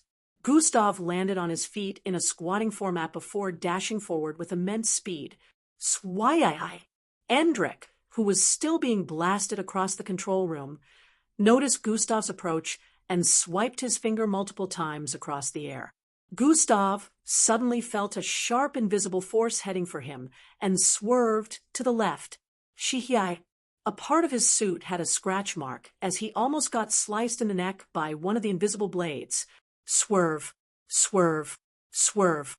Gustav repeatedly swerved to dodge the attacks, which ended up slowing him down. Endrick landed on his feet due to this, which also gave him the opportunity to send forth another attack after balancing his footing. Bam! He slammed his right foot on the ground, causing a disruptive wave to be sent forward at Gustav. Several pieces of equipment got blasted into smithereens as the disruptive wave traveled towards Gustav up ahead. Atomic manipulation has been activated. In Gustav's hand appeared a 4-foot-long, milky-colored blade, which he slashed forward at the wave. Z. Everywhere he slashed, he caused the wave to disappear. Gustav charged forward after reducing the intensity with his body going through the waves without sustaining any form of damage. At this point, Endrick sent his will forward and wrapped it around Gustav's waist, ready to hoist him up, while Gustav started transforming his lower half into that of the serpentine mixed breed. Gustav's lower body turned extremely long and scary. His legs disappeared, turning into a wide and long black, serpentine-looking type. He swung his tail forward with intensity as the suit he was wearing expanded to fit his transformation. Endrick also prepared to lift Gustav at this time, using his telekinesis. However, just as both attacks were about to come to fruition, takeover complete. A loud alarm rang out along with an AI's voice. Group C wins. It came with the announcement that Gustav and his teammates had won. Gustav and Endrick paused their attacks at the very last second and turned around. On the holographic monitor, 100% was displayed. The lights began to return back to normal at this point in time. Gustav slowly transformed back into his normal look, while Endrick dropped his raised right hand. After removing their helmets, both of them shared a provocative glance before turning around. "Next time, kid," Gustav said while moving away. "Yeah, next time I won't go easy," Endrick responded. Both of them couldn't go all out in their fight here, so they wouldn't end up causing complications for the spacecraft and end up dying in space. Even though it was just a simulation, this was likely to happen in real life if they didn't mind the range of their attacks. Officer Mag came in a few seconds later, and all the cadets began to gather at the main control room. Yay, we won. Haha, there was no way we wouldn't win with Gustav being our leader. Endrick had a bitter look on his face as he heard these words from cadets in the background. The other team leader also arrived in the control room after a few moments and gave Endrick and Gustav a glare. As expected, Gustav acted nonchalantly and found somewhere to sit. It turned out that a lot of Gustav's subordinates were still conscious compared to the other team. Those who were injured and passed out were immediately given medical attention before Officer Mag addressed them. After Officer Mag addressed them and assigned points to the winning group, they were dismissed. She had pointed out flaws that each team had and even reprimanded Endrick for harshly using his abilities against cadets that had already passed out. She warned him that if he was so rough next time, there would be consequences. Just like that, nighttime came, and Gustav was in his room chilling with E and the others. Tomorrow was the day he would be dueling Chad. And next week was when the next Special Class Cadet Challenge would be taking place. Gustav wasn't really looking forward to the Special Class Cadet Challenge because he could already tell how things were going to go on that day. The gap between Special Class Cadets and normal cadets had increased even more after bloodline strengthening, so he could tell that in the coming months, almost no one would be challenging Special Class Cadets again. The only thing he was looking forward to was Vera's fight with the Special Class Cadet that he had picked for her to challenge. If Vera was going to be a part of the team, he wanted to make sure she received enough benefits that would help her improve, so she wouldn't lag behind in strength. He remembered that another reason why he was looking forward to it was because of the Glade and Havrina battle to decide who would remain a special class. He also saw Glade as a comrade, even though she had been taking Angie's side all this time, so he didn't want her to lose. Glade's movement has been really weird lately. Gustav recalled that sometimes he would bump into her at particular locations where he found himself for specific purposes. It had happened about 3 times, so Gustav decided to brush it off as a coincidence.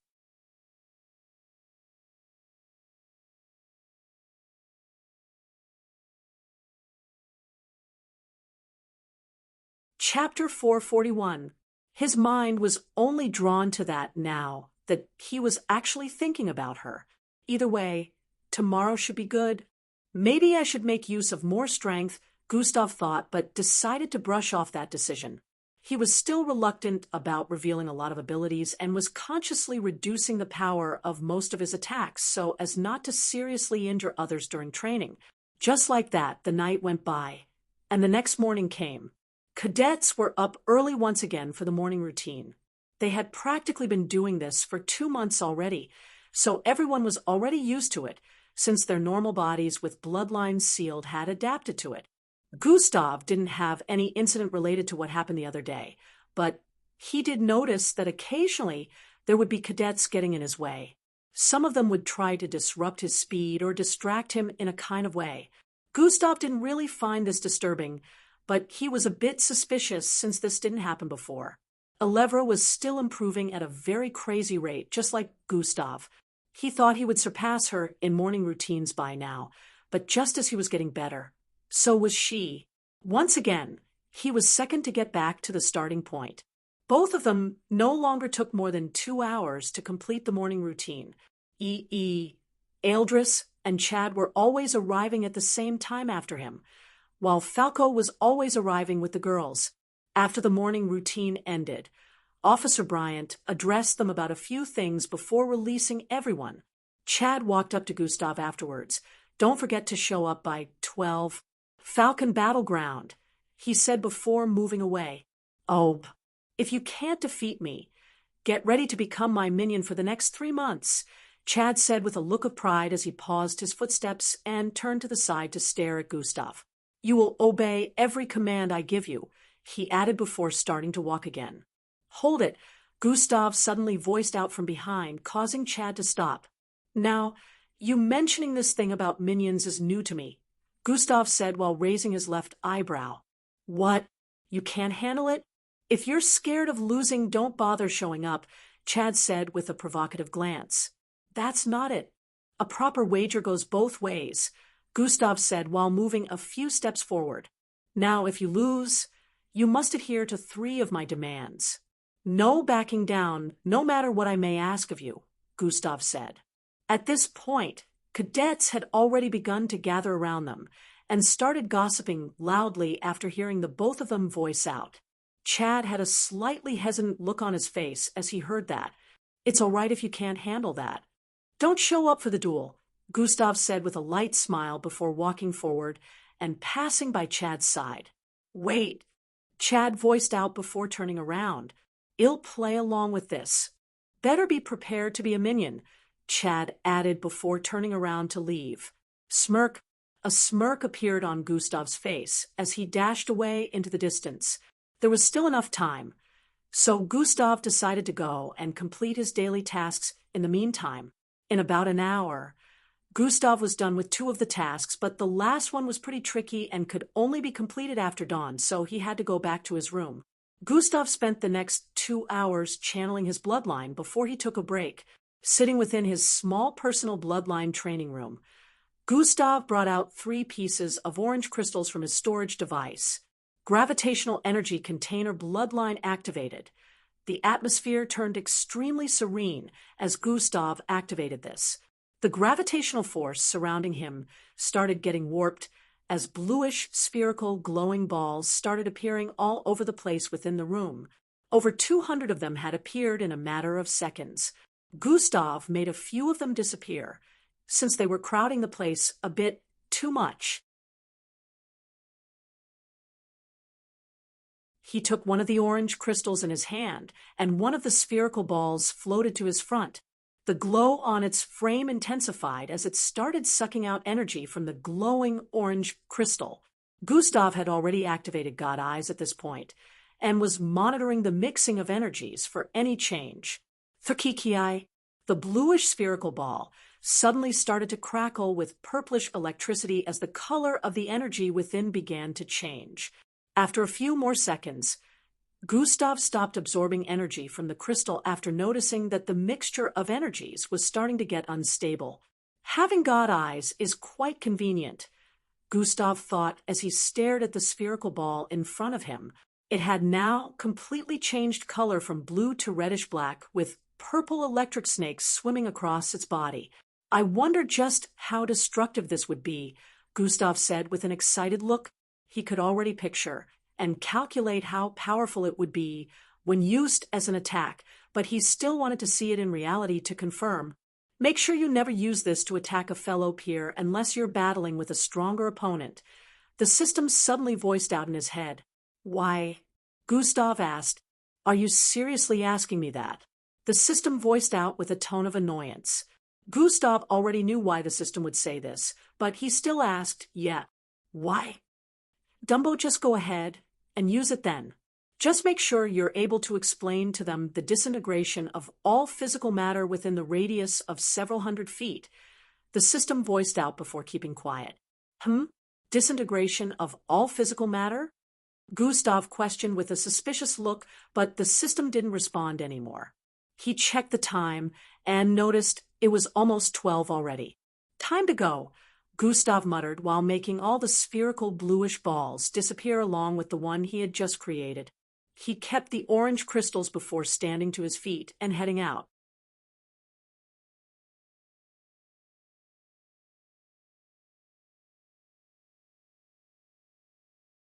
Chapter 442. Time to go, Gustav muttered while making all the spherical bluish balls disappear along with the one he had just created. He kept the orange crystals in his storage device before standing to his feet and heading out. As he was coming out of his place, so was Ealdris, Falco, and Timi. A light smile appeared on Gustav's face as he turned to the side that headed towards the teleportation elevator and started walking forward. They all walked towards him, and everyone moved side by side. After several minutes of moving across the MBO camp, they came across an area where 2 mountains halfway joined together could be seen in the distance. The summit of both mountains was about 100 feet away from each other because their bodies were joined to a certain extent. A massive rectangular stage was built on both summits extending for thousands of feet. It was well balanced on both summits, which supported its weight. Many cadets could be seen swarming towards both sides of the mountains, headed for the peak area. Chatter, chatter, chatter. Discussion from the cadets in the vicinity turned louder as they noticed Gustav heading upwards with the others. Some of them still debated whether he was going to win or not. In a few seconds, they arrived at the summit area where the massive rectangular ring was situated and surrounded by thousands of spectators. 3 instructors had been tasked to keep watch and regulate the duel. Chad was already standing on the stage, waiting for Gustav to show up. Unlike the battle arena, where the special class challenge was held, this particular battle ring was stronger and well structured to handle powerful attacks. Gustav jumped a few feet upwards and landed on the south side of the stage. Chad stared at him with a strong look of wariness and caution. Humph! Always looking smug, he muttered underneath his breath with a tone of annoyance. One of the instructors moved towards the stage. He was a quite popular one, since he was the main instructor for the combat sessions, Officer Cora. He floated towards the middle of the stage and landed there before turning to stare at both opponents. Killing is not allowed. You can trade powerful blows, but after your opponent gets knocked out, you are not to throw out an additional attack. He states the rules of the duel. After a few more seconds of mentioning the dos and don'ts, he began floating upwards again. After reaching a particular height, a dome was cast around the rectangular stage, and he looked down before voicing out. Begin! The instant those words were voiced out, everyone focused intensely on the stage as they waited for both opponents to go at each other. Gururu! A bubbling sound was heard from Chad's position as he slowly started walking towards Gustav. Gustav remembered this sound from earlier when Chad battled other cadets. It was the sound made whenever he was activating his bloodline. Combination has been activated. Gustav had wanted to try a particular type of combination in a battle for a long time. He had made use of this particular transformation before using combination, but never in a battle. Beast transformation bloodline has been activated. Gustav's body slowly started turning black as his muscles expanded, and he grew taller. Black claws protruded from his finger as tusks grew out of his thighs, along with a horn on his forehead. His head was transforming into one that looked like a bunny, but then he had 8 long fangs protruding out of his mouth with crimson-red eyes. This was the combination of 3 transformations from his beast bloodline. One was from the blood wolf, the other was from the mutated bull, and the last one was from the demonic bunny he killed several months back. This was one of the beast bloodlines he had acquired back then, but didn't see the need to use, and eventually forgot about. But when he recently went through his collection of beast bloodlines, he realized that many of them actually had useful abilities. However, he was used to making use of the mutated bull and blood wolf, since they were the highest in terms of physical strength. Now, making use of this combination would allow him to make use of them together without having to swap one out for the other. Good thing combination leveled up. Maybe he'll be able to combine up to 5 in the future, Gustav said internally as he stared at Chad's frame from above. Chad was also close to 7 feet tall, but now Gustav was the one looking down on him after the transformation. Gasp, dash, what in the world is that? Dash, just how many transformation can he perform? Everyone in the crowd of spectators could feel the pressure radiating from this frightening form Gustav had taken. Chad paused his footsteps a few 10 feet away from Gustav and smirked. Do you think you're the only one with an ability to bring transformations into being? Chad voiced out before placing his right hand on his left and cutting himself with his fingernails. Shahi, he did the same to his right hand, using his left hand. Blood began to ooze out of the cuts and drop to the ground. Pit, pat, pit, pat, pit, pat, pit, pat. The spectators were quite surprised, as they had never seen Chad use this technique in other battles. It dawned on them that Chad must have been saving it for better opponents. Blood army. Multiplier, Chad voiced out. The bubbling sound reverberating across the place increased as the drops of blood on the ground started increasing in size. In a matter of seconds, it transformed into a humanoid-looking being with reddish features. Although it was structured just like Chad with similar body proportions, unlike a real person, it was reddish in color like blood, with no actual skin like a normal person. As Gustav took a step forward, more and more of these reddish figures were being conjured, and in a few moments, over 30 of them had appeared.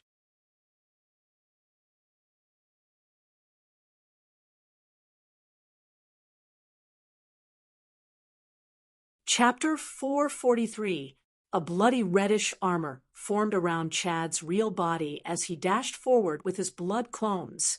Loud sounds of feet striking the ground reverberated across the place as Gustav arrived in front of the first 4 blood clones. Their arms transformed into sharp bloody blades as they hacked towards Gustav's gigantic frame.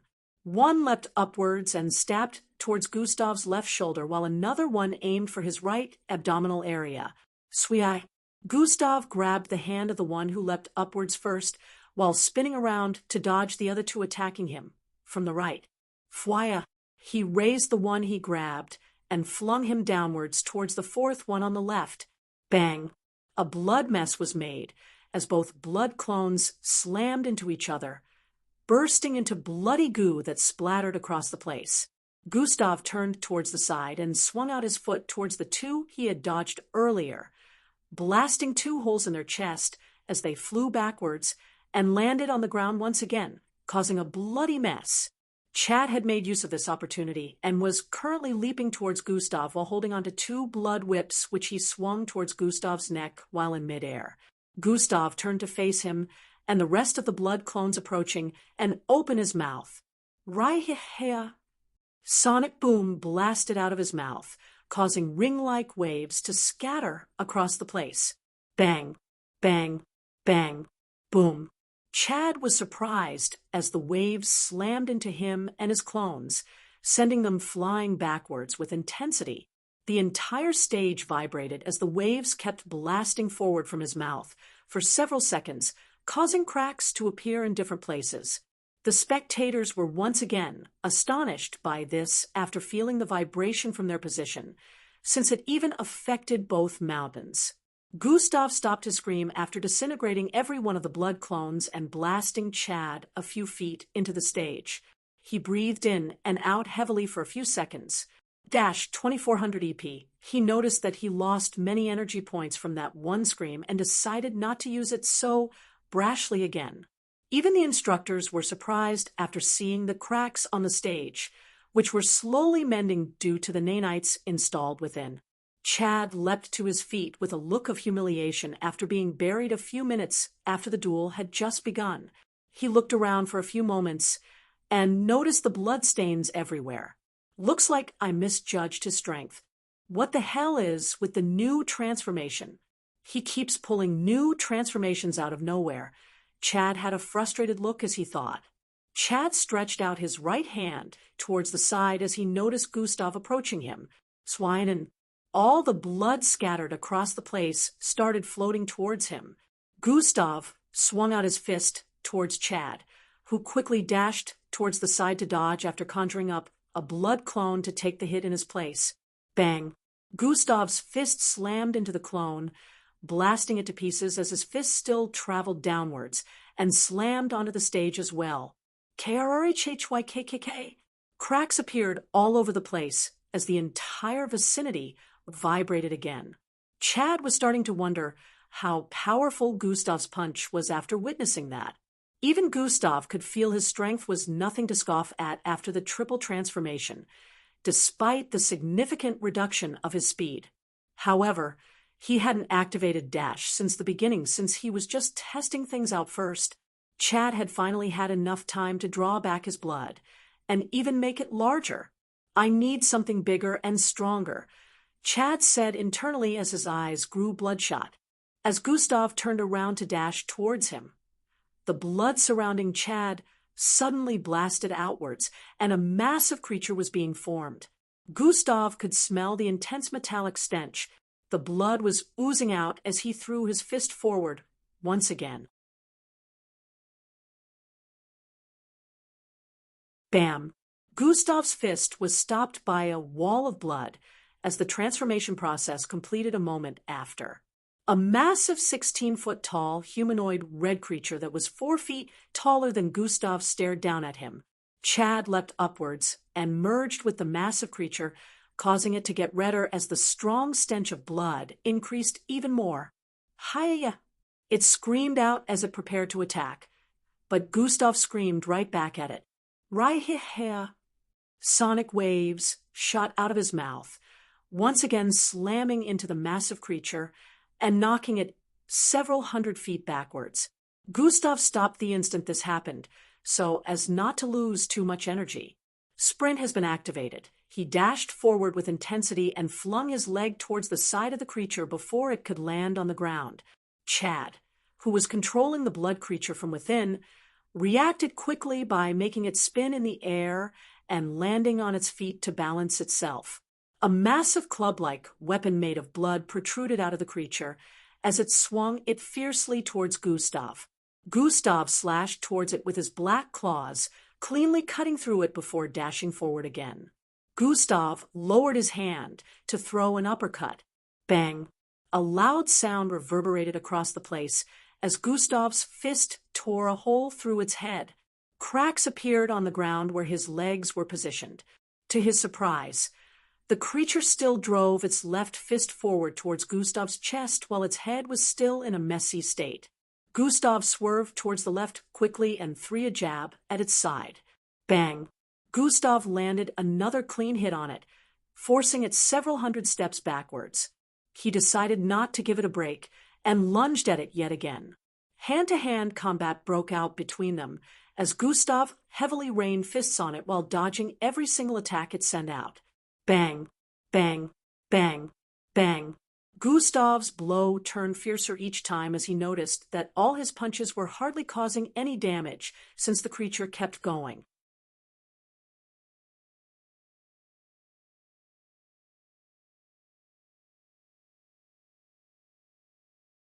Chapter 444. Bang! Bang! Bang! Bang! Gustav's blow turned fiercer each time as he noticed that all his punches were hardly causing any damage since the creature kept going. After landing another uppercut, Gustav opened his mouth and shot out another burst of sonic waves. Right-ha! Chad and his blood creature were blasted several hundred feet backwards and kept bouncing and rolling across the place after slamming into the ground repeatedly. Gustav dashed forward and made use of gravitational displacement. Gravitational displacement has been activated. As Chad tried getting up along with his blood creature, he felt heavier than before, making it harder to stand. The instant Gustav arrived in front of him, he was already swinging his leg towards his face. Bang! Another powerful smash to the face sent Chad and his blood creature flying towards the end of the stage before slamming into the dome. Gustav had noticed that the redness of the blood creature faded away a little after his previous attacks. After checking it out with God eyes, he understood that his hits were truly causing damage since its energy had reduced, but it would take time since it was durable. Gustav was about to attack again when the creature screamed out loud and started turning redder than before. Gustav noticed that strains of energy had been circulated around the creature's body, which led him to believe this was the reason Chad merged with the creature. Right-ha! Gustav screamed out again, causing circular waves to charge forward immensely. The blood creature arm transformed into a massive solid triangular shield which it placed in front of itself. Bang! The waves slammed into the shield but only caused the creature to slide back by a few feet. Unlike before, it quickly spun towards the side, removing itself from the path of the destructive waves and dashed forward with speed as a bloody weapon was shot out of its body. Swai! A massive blood whip appeared in its hand, which it quickly flung towards Gustav before he could change the direction of the sonic waves. Gustav closed his mouth and quickly swerved towards the side to dodge. However, even after the whip passed by his side, it still curved around and started heading in his direction again. Swee-eye! As Gustav jumped backwards, the massive blood whip slammed to the ground, creating a dent with several cracks. The creature started waving it around intensely, causing Gustav to dodge repeatedly due to the flexibility and unpredictable movement. As Gustav jumped forward a bit, the creature charged for him, pushing its massive triangular shield forward. Its speed was so fast that a red blur was created along with a whooshing sound, which proved it carried a lot of speed and power. Gustav used the sonic scream again, but was blocked by the shield. Gustav had no choice but to push his palms forward to counter the charge, since he was literally surrounded by the fluid, swinging blood whip. Palm strike has been activated, boom. He slid back by a few feet as his palms slammed into the shield, causing the ground to give way as lines of cracks created by his feet stomping on the ground could be seen. As they wrestled for power, Gustav pushed the shield towards the side and grabbed hold of the 16-feet creature by its arms before raising it upwards. Fouet! Before Chad could understand what was happening, he and his blood creature were headed for the ground. Bang! Gustav slammed its head forcefully into the ground, creating a small pit in which its head was stuck. Gustav arched his right arm back again with force before pushing it forward with intensity. Bang! His fist slammed into the back of the creature, catapulting it forward once again. Gustav stretched both arms out, causing his black claws to grow further in length before dashing outwards again. Fwoosh! He had decided he was going to rip the creature apart this time. Chad noticed his approach and tried stabilizing the creature while in midair, but Gustav arrived in front of them before they could land on the ground. Gustav arched both arms back this time with force before stabbing his claws forward. Poochie, his claws tore straight through the belly and chest region of the creature and came out the back. His arms inside the creature caused it to remain lifted in the same position in midair. Gustav's eyes squinted as he stared at the reaction of the creature after the attack. He fell for it, Chad said internally as he pulled himself out of the creature from the back. The instant Gustav noticed Chad, he tried pulling his arm out of the creature, but he suddenly felt the hole he created within it tightening around his hand. The body of the creature hardened and glued tightly to his arms. He tried pulling his arm out of it repeatedly, but it was to no avail. He was stuck within the 16-foot-tall creature, and also holding it up in midair. Chad suddenly lunged at him. Thump! Gustav opened his mouth, shot out another beam of sonic waves. Fwaya! Chad dodged it by spinning towards the side, and even when Gustav kept turning his head to change direction, he could not compare his body reaction to before, because of his hindered body movement. Chad conjured a massive blood club which he slammed into the side of Gustav's face, causing him to stagger backwards. Before Gustav could react, he was already swinging it towards his face again. Swerve! While carrying the creature that weighed over 1,000 kilograms, Gustav still managed to move to the side to dodge the next attack. However, when he was about to dodge the next one again, the creature his arms were currently trapped in suddenly moved and joined its massive hands together before raising them up and bringing them down on Gustav's back. Bam! As Gustav received the hit, one leg gave way, and he slammed his right knee onto the ground. Chad once again used that opportunity to attack him from behind, slamming the blood club heavily into his back. Bang! Why did you're tuning into the Mystic Fist YouTube channel? Don't forget to subscribe and join us on this journey to catch the most captivating stories.